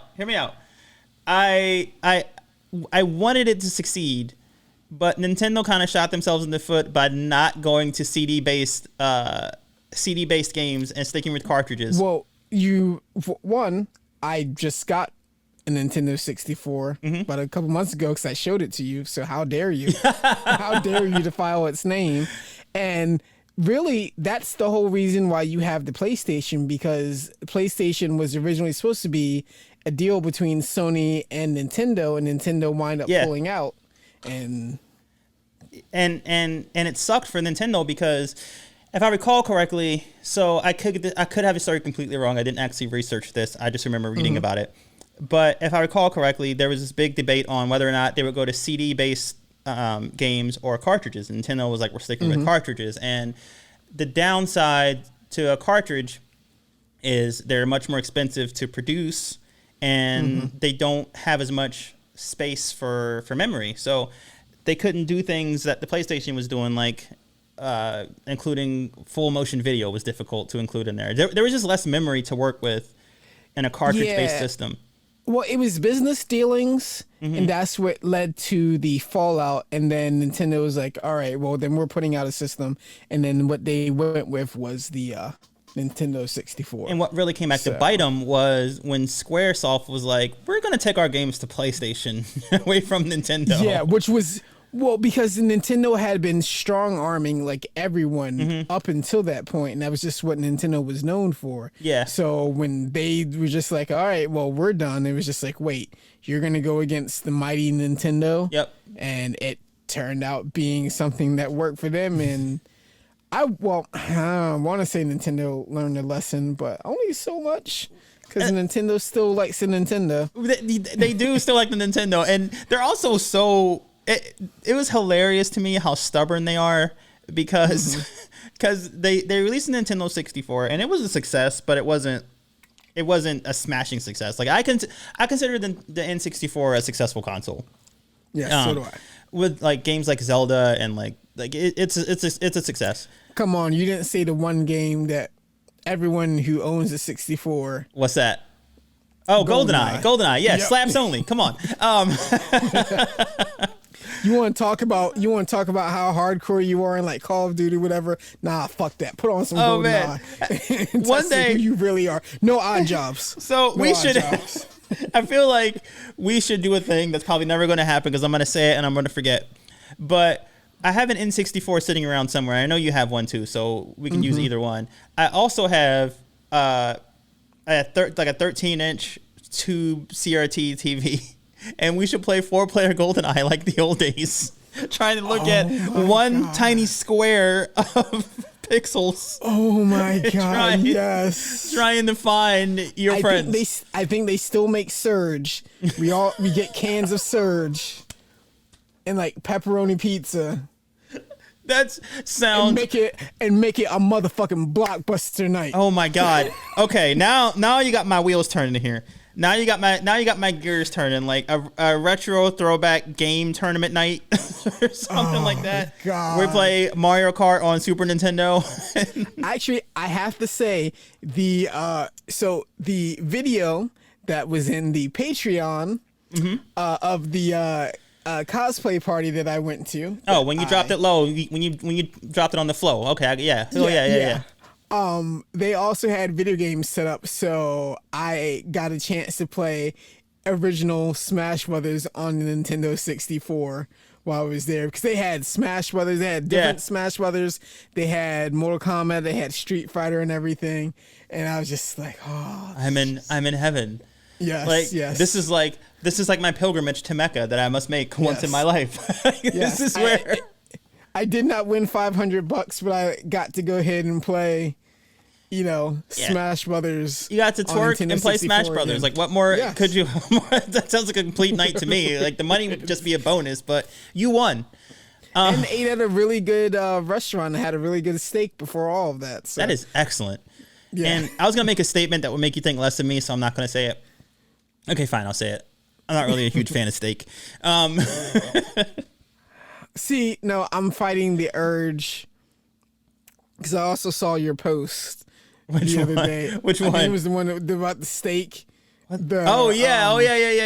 Where the steak was super rare, and So somebody I like commented mine- that thing is still yeah. mooing. I like it medium rare, but that post seeing it, you better get you and me. Let's More not. like better get to an infirmary. Right, you better get you a doctor. How about that? But I make good steak. My oh god, I keep forgetting she's gonna be 13 this year. My youngest daughter enjoys my cooking, so I've had her medium rare steak. I make if I make ramen for her, it's usually pork flavored with egg. I'll even cut up I'll cook pork chops and put some of that in there and stuff like that. There's a lot of things I cook and she enjoys my cooking, and it always makes me happy. Nice. So I'm just not a steak guy.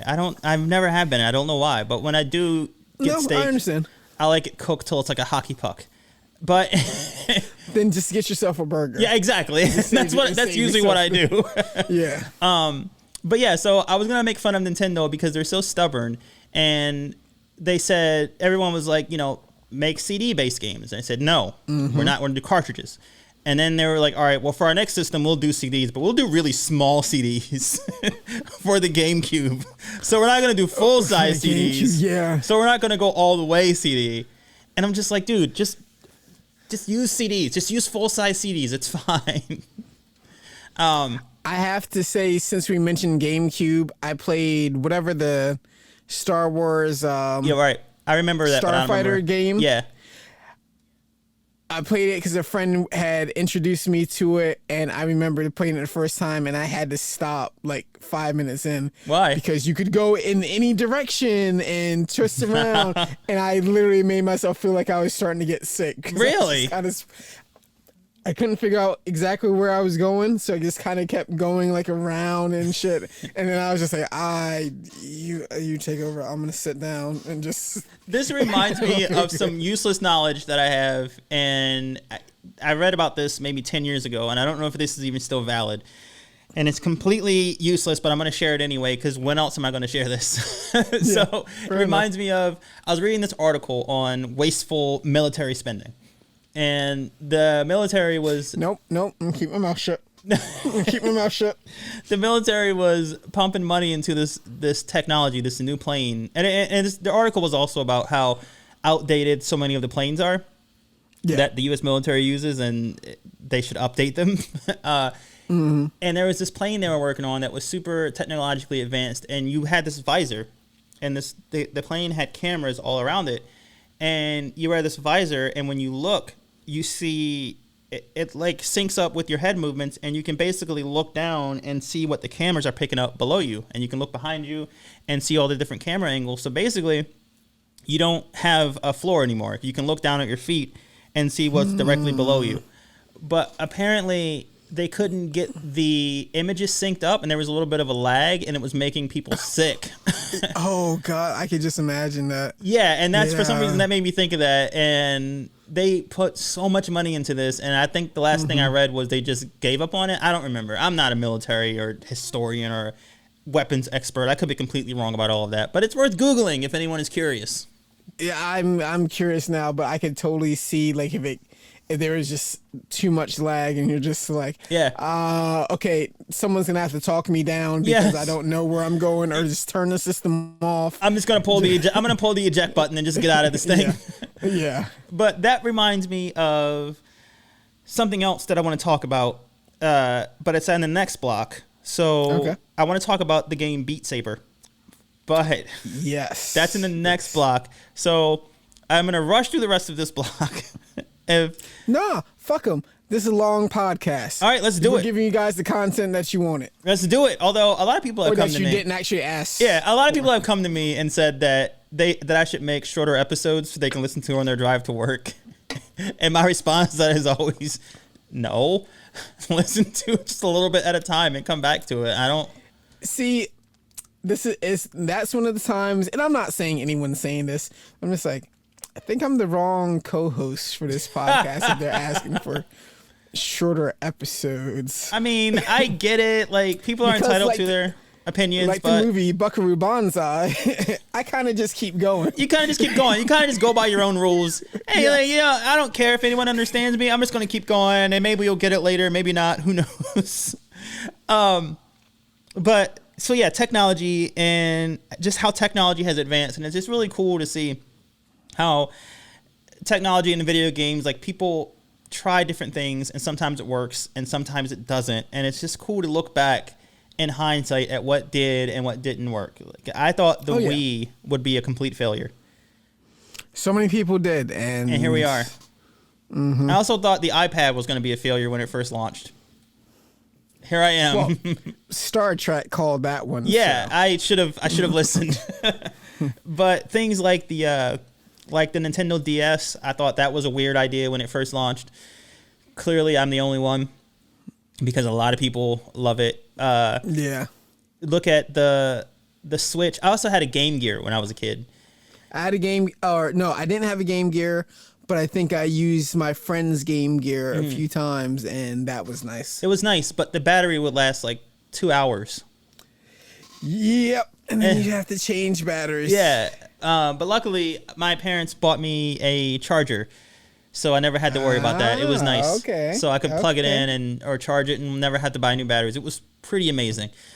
But yeah, that's pretty much all I got as far as technology. There's one thing that I'll say here that technology ruined for me, and that is arcades. I miss going into arcades. I don't miss having to spend money to play games and only go on with like $10 in quarters and having that be it. But there's something about the experience of going into an arcade and playing video games. It's just missing, and I miss it.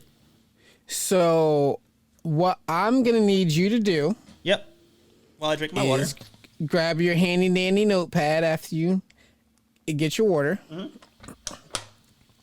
And I need you to write down. Notepad has been loaded. I thought of a movie, but I'm not gonna say the movie in case we don't pick that, and I don't want to necessarily impose a movie, although it's not a movie it's not a Buckaroo Banzai. So Okay. but I want to do an episode just completely about arcades because I love arcades. And yes, everything that's been happening with arcades has saddened me. There's so much I want to talk about. Yes. Arcades, and I want to do that. I want to do a whole episode about that. I agree. I will. The one thing I will say to give a piece for arcades is I love arcades so much that the only coin currency I give a shit about is quarters. To this day. To this day. Sorry, I had to do that again. No, you're right. But to this day, like, I value a quarter, not because it's worth more, but because the quarter in my mind means so much more to me than any other coin currency. Even when it switched from, like, when arcades switched from quarters to, like, you having cards to play games, or, like, you buy a card and you insert it into the... So I have a card from a arcade that there's one in Pennsylvania that's really awesome. Yeah, that you should go to. There's a couple. I'll save most of this for the actual episode we do on arcades. But a couple things that I want to mention is just like there's nothing like that feel of putting in a $10 bill, getting all the quarters back, and shoving them in your pocket, and walking over to your favorite game with a pocket full of quarters. Yes, and that's like I will never let that go. Yeah, I will never let that go. It's just something for that, as long as I live. It's just something that like it's just gone. Like that feeling is gone. The feeling of walking into like I love having access to music now at like, but the feeling of walking into a record store with $20 and having to pick something and like just be committed to that. And when they gave you the music samplers where you could scan the CD and sample the songs in the store, and you would just spend hours just sampling music and trying to decide where to spend that $20. It's gone. That experience is gone now. Yeah. That should be another episode as well. I might write that in my handy dandy notepad. Sadness episodes. Oh, I got to get the sad episodes in. Yeah. Let's see here. Okay. So that's really all I got for the technology part. And I want to get into the meat and potatoes, so to speak, of video games today. And why I don't play as many as I would like. So, again, this last part is going to be pretty quick because I didn't have much here written as far as analysis, because what even is this movie? Okay, I know what Tyrice is saying about the movie. Please, guys, it's on Amazon. If you feel like giving it a try, please. No, yes. Give it a try. I will give this movie the same review that I gave Mortal Kombat, and I will go into detail when we do the extra episode for the Patreon if you guys are subscribed, which you should be, at www.patreon.com/mmoviepod. But you're so disappointed in me. A little bit. But my review for this is the same as my review for Mortal Kombat. It was awful. I loved every second of it. I hated it. I loved everything about it. And I'd absolutely watch it again. It wasn't fair. My judgment of Buckaroo Banzai wasn't fair because I went into it knowing that I was going to have to write about it, and that was in the back of my mind. So I couldn't just sit back and enjoy it for what it was. But John Lithgow was incredible in this movie. Yes. He was my favorite part. Yes. No, hands down. Like, if he hadn't done as good a job, I don't think the movie would have been nearly... I won't say good because that's a subjective opinion that you might not necessarily agree with, but it wouldn't have worked in whatever capacity it worked. Yes, I agree. The outcome of the movie would have definitely been different. I agree. And I'm very excited to talk about Mortal Kombat because I feel like you disagree with my assessment of it, and that's okay. Yes? Yes. And not necessarily in the way that you think. Like, I disagree, but we also aren't too far apart in how we feel. Oh, I can't But I think wait. I just have a different take on it just because of my views on how people watch things. I can't nowadays. wait. I can't wait. I'm going to have to watch it again before we do that episode. But you guys are going to want to hear that because it hasn't been recorded yet, but I know it's going to be great. And watch the fucking movie. And watch the movie. Watch, And please. just watch it. Don't be a little bitch about the movie. Just watch it for what it is. It's Mortal Kombat. You know what you're fucking going into. Don't play any fucking games.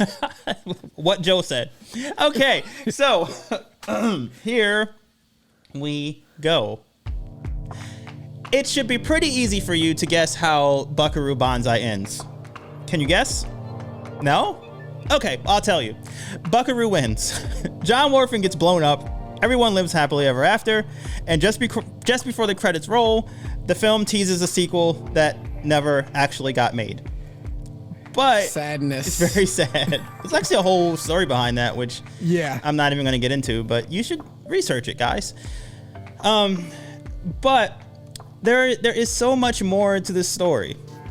In order to set the stage for our last block of discussion, I am going to run down a list of some things that happened that I didn't mention. So buckle up, hold on to your butts. I'm about to take you on a wild ride. Dr. Lizardo begins the film as a patient in what I assume is a psychiatric hospital. We flash back to his time as an actual human scientist, then we return to the present where he connects electrodes to his fingers and tongue and proceeds to shock himself. He's working on his own version of an overthruster. Buckaroo Banzai and his band have a show. He gets on stage with his guitar, Buckaroo does, plays a killer solo, and then whips out a trumpet and plays that too. Suddenly, he stops the entire show when he notices that one person in the crowd is crying. This person is a girl named Penny, who he calls Peggy, even after she tells him her name is Penny. Banzai sings a song for Penny. Penny pulls out a gun and tries to shoot herself in the head. But before she can pull the trigger, a waitress accidentally bumps her arm and she fires the gun into the ceiling. She's arrested for attempting to murder Buckaroo Banzai. Dr. Lizardo snaps someone's neck with one hand and breaks himself out of the psychiatric hospital. Jonathan Banks' neck. Buckaroo Banzai snaps Jonathan Banks' neck with one hand. Buckaroo Banzai didn't do it. Oh, Dr. Lizardo Yeah. snaps some...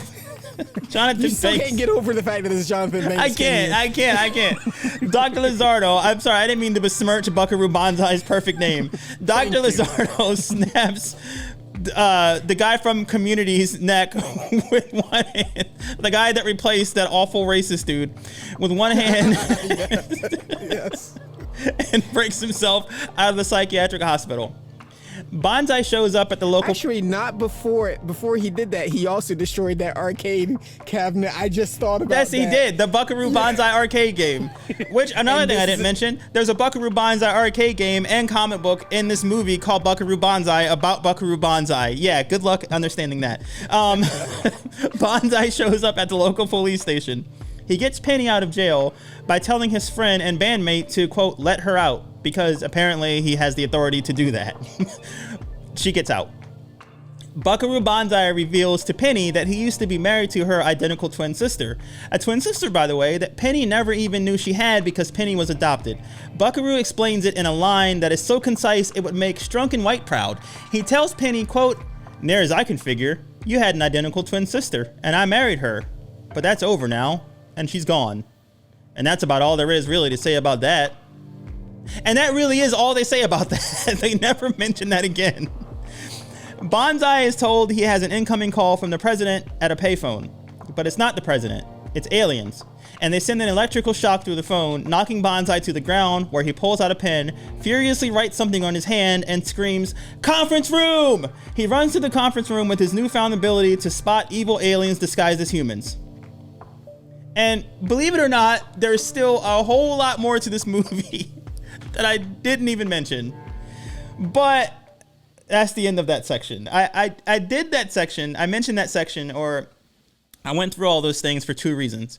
One, I didn't honestly know how to explain this movie in a way that would make it make sense, because the movie does not make sense. And two, I wanted to introduce the next topic of discussion, and this is the reason why it's so hard for me to really be into video games today, and that is because games these days, just like Buckaroo Banzai, are so overly complicated and difficult to understand. Tyrice, are you calling me overly complicated and difficult to understand? I'm sorry, what? I can't hear you. I'm drinking my coffee. Sorry, what? I can't hear when I'm drinking coffee. I'm sorry, go ahead. There's something in my headphones. I didn't hear that. What? I'm sorry. You're breaking up. There's some static. No. Actually, I think there would be some people who would describe me as exactly that. It's just, there's just so much going on in this movie. And it's a lot. So I will say this about Buckaroo Banzai, and you can apply this to yourself if you like. It's difficult to understand this movie if someone else explains it to you. You just got to kind of get to know it yourself. And you may hear a lot of things about it from other people, but just give the movie a chance, regardless of what you hear. That really does sound like me now. Yeah, right. Like, if you get a third-hand account of who Joe is, just hear it, but just... From everything on this podcast, everything you've heard, you just be like, what the fuck is this deal? Yeah, just get to know him yourself. Just spend an hour and a half watching him and see how you feel. Talk to me about something I'm interested in. Watch me become an entirely different person. Right. So that's the big issue that I have, and that's why I haven't played Call of Duty. That's why I've had Dark Souls 3 since like a couple months after it was released, and I still haven't finished it yet. Well, that's because I can't beat the one boss, and it's frustrating. Dude, I don't even want to try it. But yeah, it takes me forever. I've had Witcher 3 since it was released, and I still haven't finished that yet. Because these games are so like intricate and complicated. I bought Monster Hunter, and I started playing Monster Hunter on PS4, and I put it down for a couple months, and then went back to it, and I don't remember how to play it. I got to reteach myself how to play. And that does happen if you put down a game for long enough. Yeah, and that's so frustrating for me, because like that never happened with Mario, you know. It's so frustrating how complicated these games are. Like, speak to that. How do you, as someone who plays Call of Duty or any other games that you play now, how do you deal, for lack of a better word, with how do you feel about it? How do you deal with it, about how just so complicated these games have gotten, and they're just, it's just nuts now. Speak to me, dude. Make me feel better about this. I'm not sure if that is within my power. I am not the all great and knowing Buckaroo Banzai. I don't know if I'll be able to help out with this. I think for a lot of people, it depends on what type of gamer you are, or what your personality, I guess, is technically like gaming. There are some people who are franchise people. So they find a franchise that they like, and then they stay with that franchise. So even though there may be different iterations or maybe changes to how like some of the gameplay mechanics, if you're sticking with that one franchise, then not much is going to change, or at least not enough where it's going to throw you off. Even if you take a little bit of a break, it's not going to throw you off completely. You just probably just going to need to find the rhythm of playing again. Right. If you play multiple games of different genres and stuff, that is a bit trickier. I took time off from playing Destiny, and literally I haven't really gotten back into it because I had to start relearning how to do things in the best way of attacking and things like that. And I just kind of just like, man, it kind of doesn't feel fun yet. Like, I know it's going to take me finding that rhythm for it to be fun. And then now that game Outriders is out, and it's available on Xbox for me with the Game Pass, which I have. And it's kind of Destiny-like. So I'm just like, well, if I'm going to kind of go back through this kind of grog and relearning process, I think I might just do it with a new game. Yeah. and then see how I feel. And I can always go back to Destiny, but they're still going to be picking up how to deal with the enemies and stuff like that. It's just so much of a with the type of commitment. game it is. It's so much of a commitment. It is. And I don't know if I have the time or energy to commit to, or the willingness to commit to something unless I'm really like driven to do that. And if I play a game like Call of Duty, like I said to you before, I'm not very good at it. And if I were to start playing Call of Duty with some friends and we start at the same time, part of the fun is, and this is more so with fighting games, part of the fun when I used to play fighting games with my group of friends where we'd buy the fighting game and we'll both be new to it. And we would get better at the same rate. So whenever we would play each other, we would play about the same, like on our own, we'd play about the same amount of time, but we'd always be on the same level. So it would be fun and competitive. Whereas now, because I don't play very much, I am so bad at these first-person shooters that it wouldn't be fun to play with other people who have it because they spend so much more time playing the first-person shooter. It's understandable. And it's so hard for me to get into games now, but I think you need, and I'm not saying don't try Call of Duty or something like that. Maybe it's the games you're going after right now, you don't have to feel like you need to go after those games. So I've introduced my two youngest kids to beat 'em ups. Cause through the game River City Girls. And is that related to River City Ransom, the old Nintendo game? Yes. Okay, awesome. Okay. So in this case, instead of the guys rescuing their girlfriends, it's the girls rescuing their boyfriends. Nice. And it's a lot of fun. I would recommend that game, honestly. You can get it on, I'm pretty sure it's available on PS4. It's on the Switch. You can play it on PC. But introducing them to beat 'em ups, because that's not something, for the age that they are, they've not really grown up with beat 'em ups like we have. Like, you put me in front of a Ninja Turtles game or Turtles in Time. I think I have that. Haha. Can you see that? Yep. Turtles in Time. Yep. Can't miss it anywhere.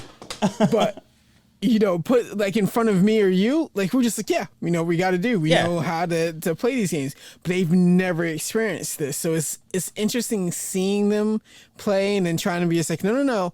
You don't want to let them gang up on you. You don't want to let them all crowd you, like move around, like space them out and things like that. But it's been bringing me back to the fun of playing couch co-op, which is something I've really missed. Couch co-op, I think, is such a strong part of gaming that we got away from while at the same time trying to do it. So we couch co-op now, but from different couches. Yeah. And something is missing in that. And I think if you were to try maybe playing more of those games, like, so there's River City Girls, which is fantastic. And the soundtrack is just, so good. They re-released the Scott Pilgrim video game. And then they are doing a new Turtles game. Someone's doing I think I saw that. It's not the same studio, but someone's doing a Turtles game. I think if you were to go maybe in one of those areas, and it's something that's not going to be quite as time consuming, and you can play with someone else, but it's not really going to change it as much as the dynamics not going to change as much as if you were being thrown into a first-person shooter playing multiplayer. So there is a game. I was taking notes on the games that you were telling me to play, so I can get those. But Diablo 3, I had so much fun playing that game, and but it's very, very, very simple. Like, there isn't much to it, and that's what I appreciate.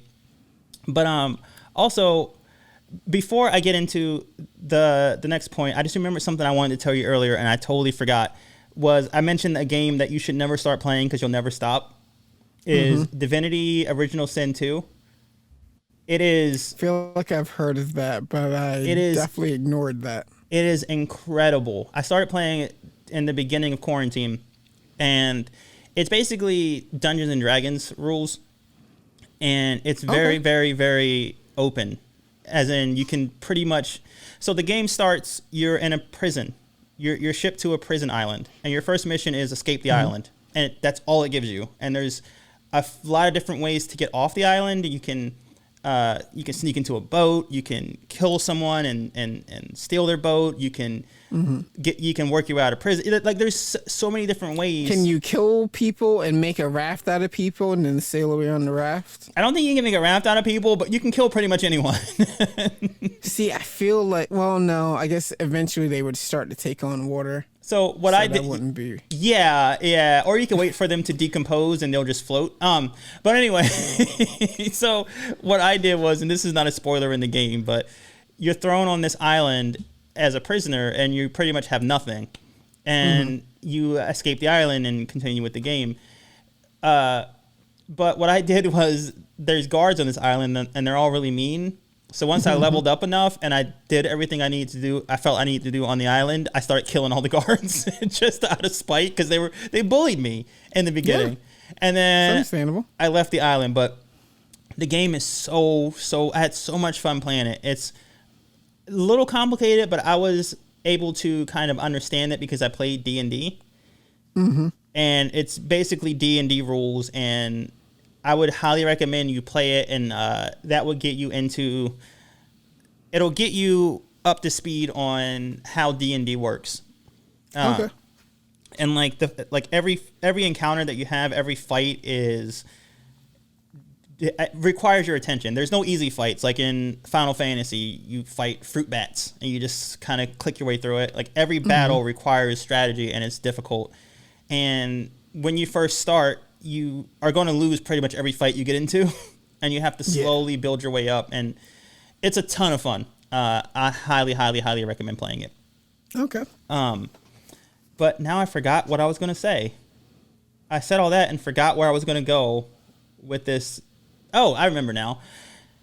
It's impossible. I feel like it's impossible to make me happy, because I complain about how complicated games are these days. But then I go back and I play old games, and they're too simplistic.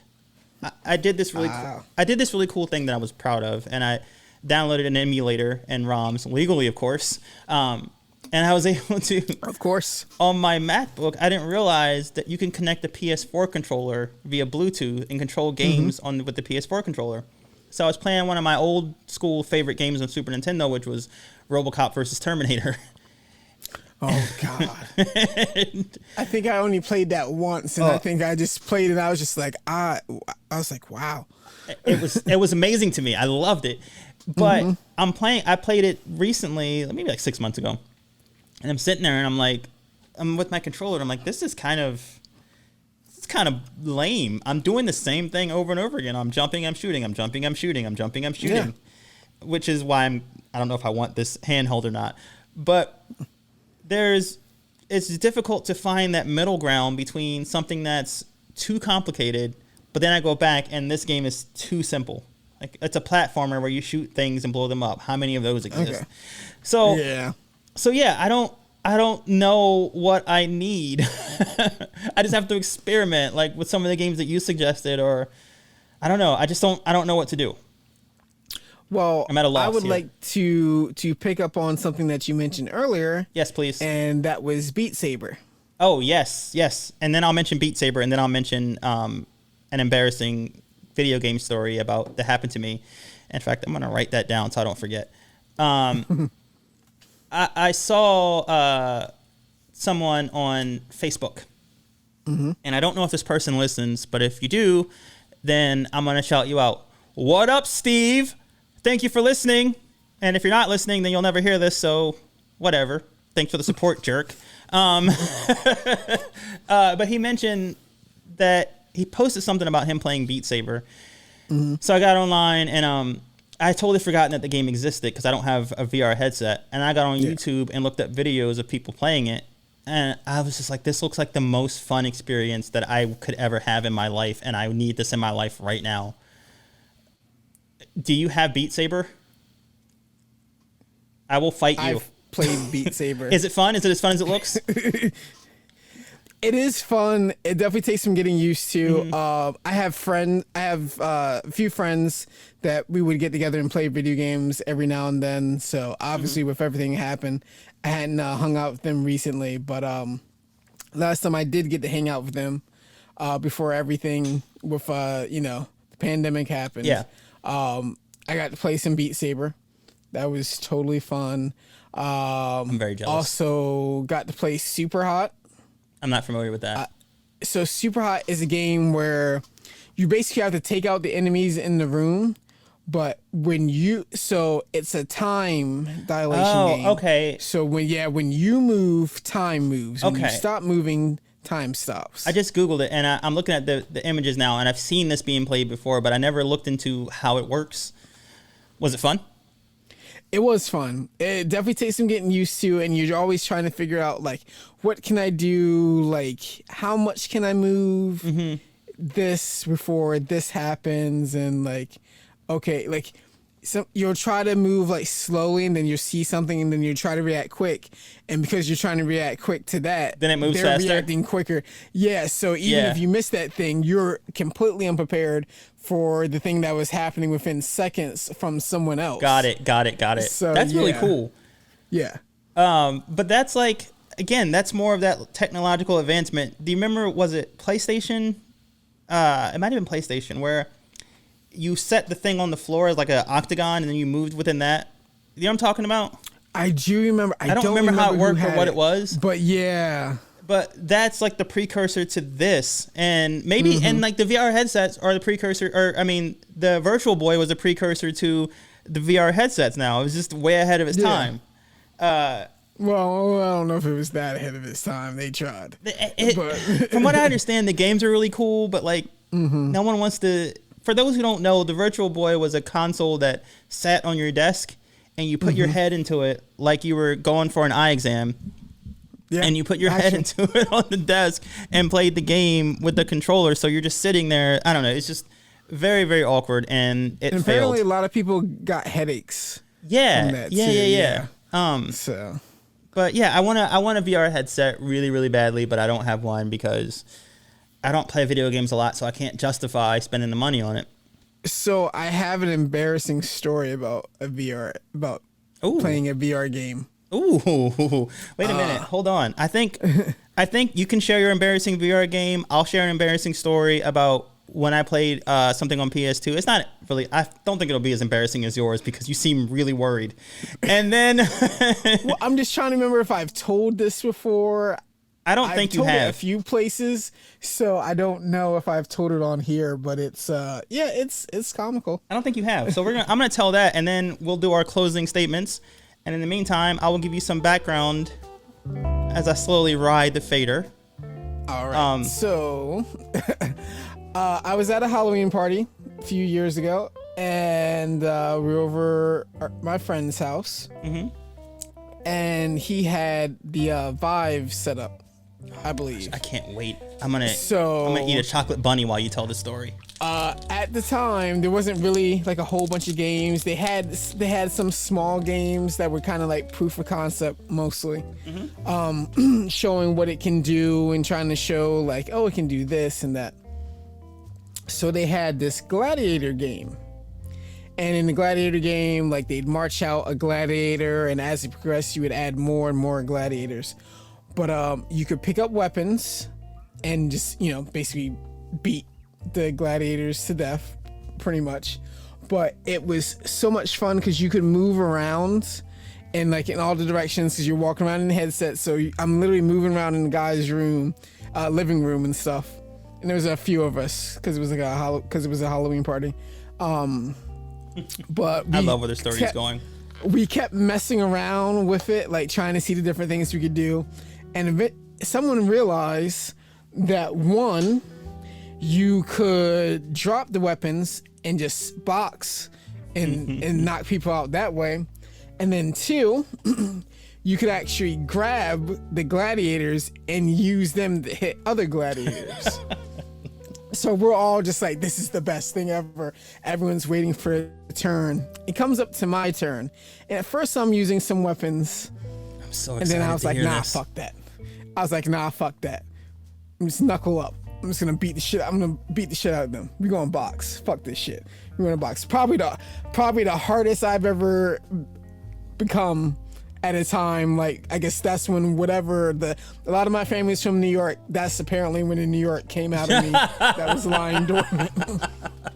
Cause I literally just threw the weapons down. I was like, all right, bitch. Just, like, I squared up and I'm just boxing these things and just knocking them around and knocking them down, and like they're like more calming stuff. I'm having so much fun, but it's VR, so it's easy to kind of please tell me you punched a wall. I didn't punch a wall. There was a girl who. Please tell me you punched a girl in the back of her head. Actually, No. Please tell me you didn't punch a girl in the back of her head. Okay.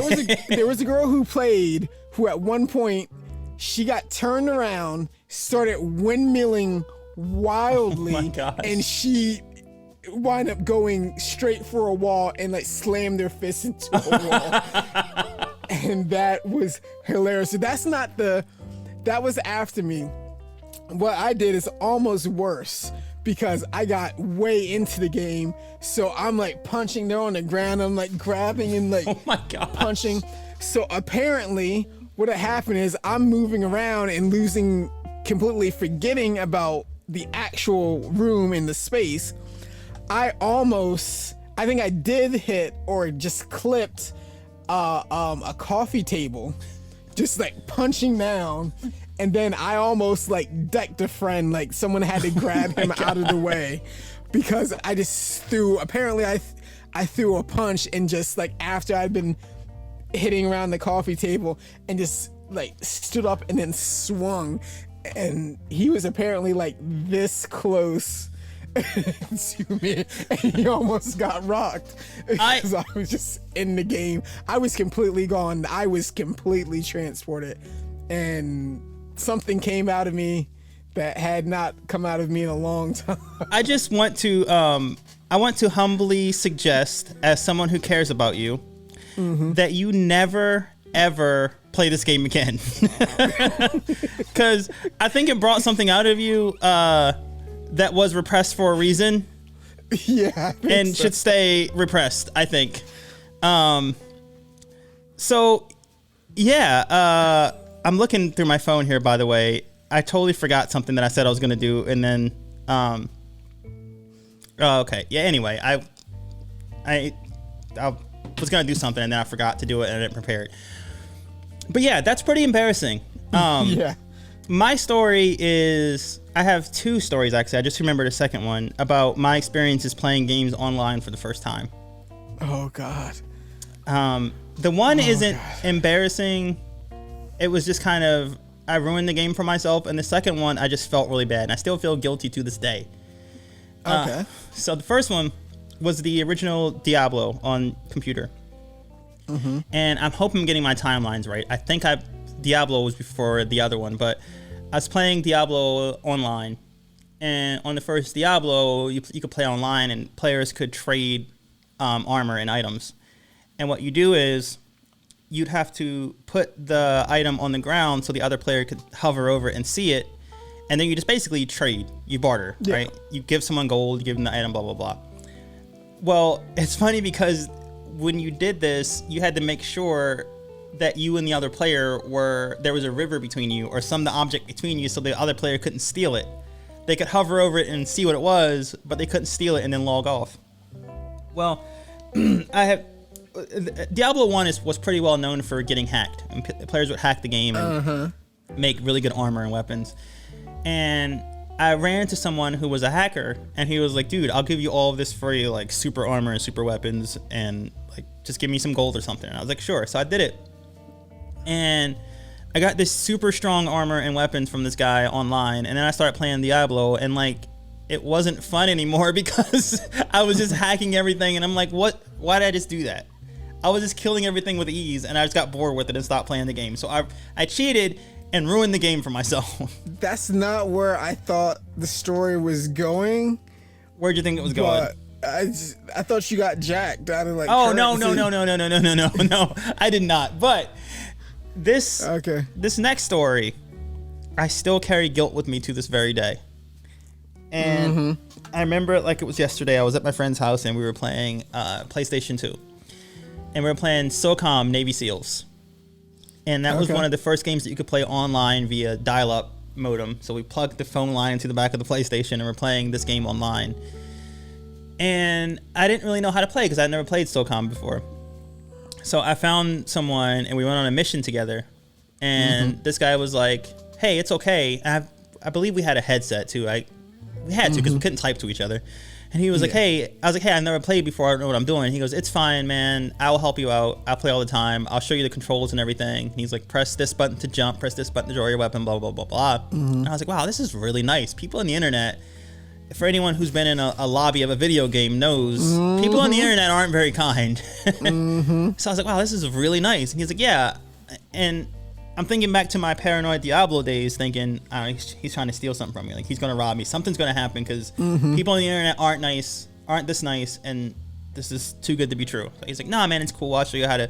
We'll do a mission together. And I'm like, are you sure? I'm not very good. He goes, it's fine. Don't worry about it. I'll walk you through it. It's fine. So we joined this mission, and we're dropped into some building or whatever. And he's like, all right, first thing we're going to do is we're going to go around this corner, but just follow me, and I'll show you what to do. And I was like, cool, okay. So I'm following this guy around the corner, and he says something. He was like, all right, you need to sneak or crouch or something, he said. And I accidentally pressed the wrong button and shot him in the back of the head and killed him. I felt so bad. Wait. There was friendly fire on? Yes, I shot him in the back of the head and killed him. And I felt so bad, I immediately logged off and never played the game again.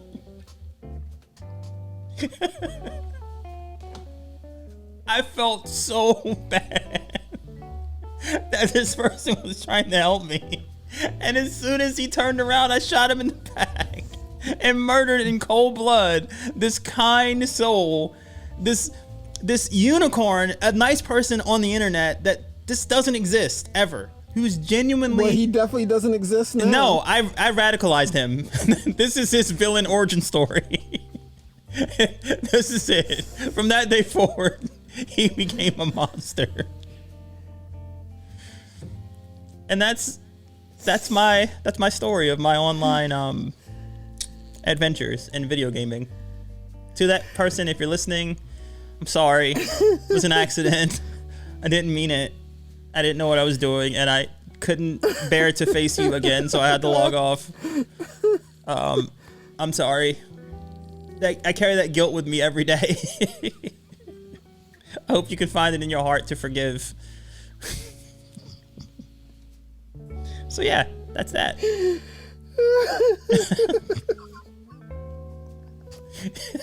So, yeah, I will let you enjoy this.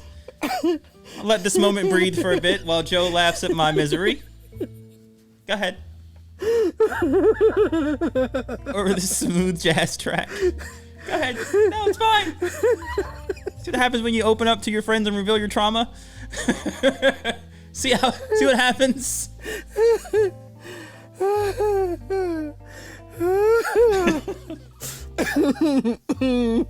Well, here we are. Nice. All better? Sorry. Yeah, I'm good. Good. Glad. And that's why I don't... Okay. I'm sorry. I guess we weren't done yet. Okay. I'm sorry. You just let me know when you're done. Laughing at my misery. Go ahead. No, it's fine. No, it's cool.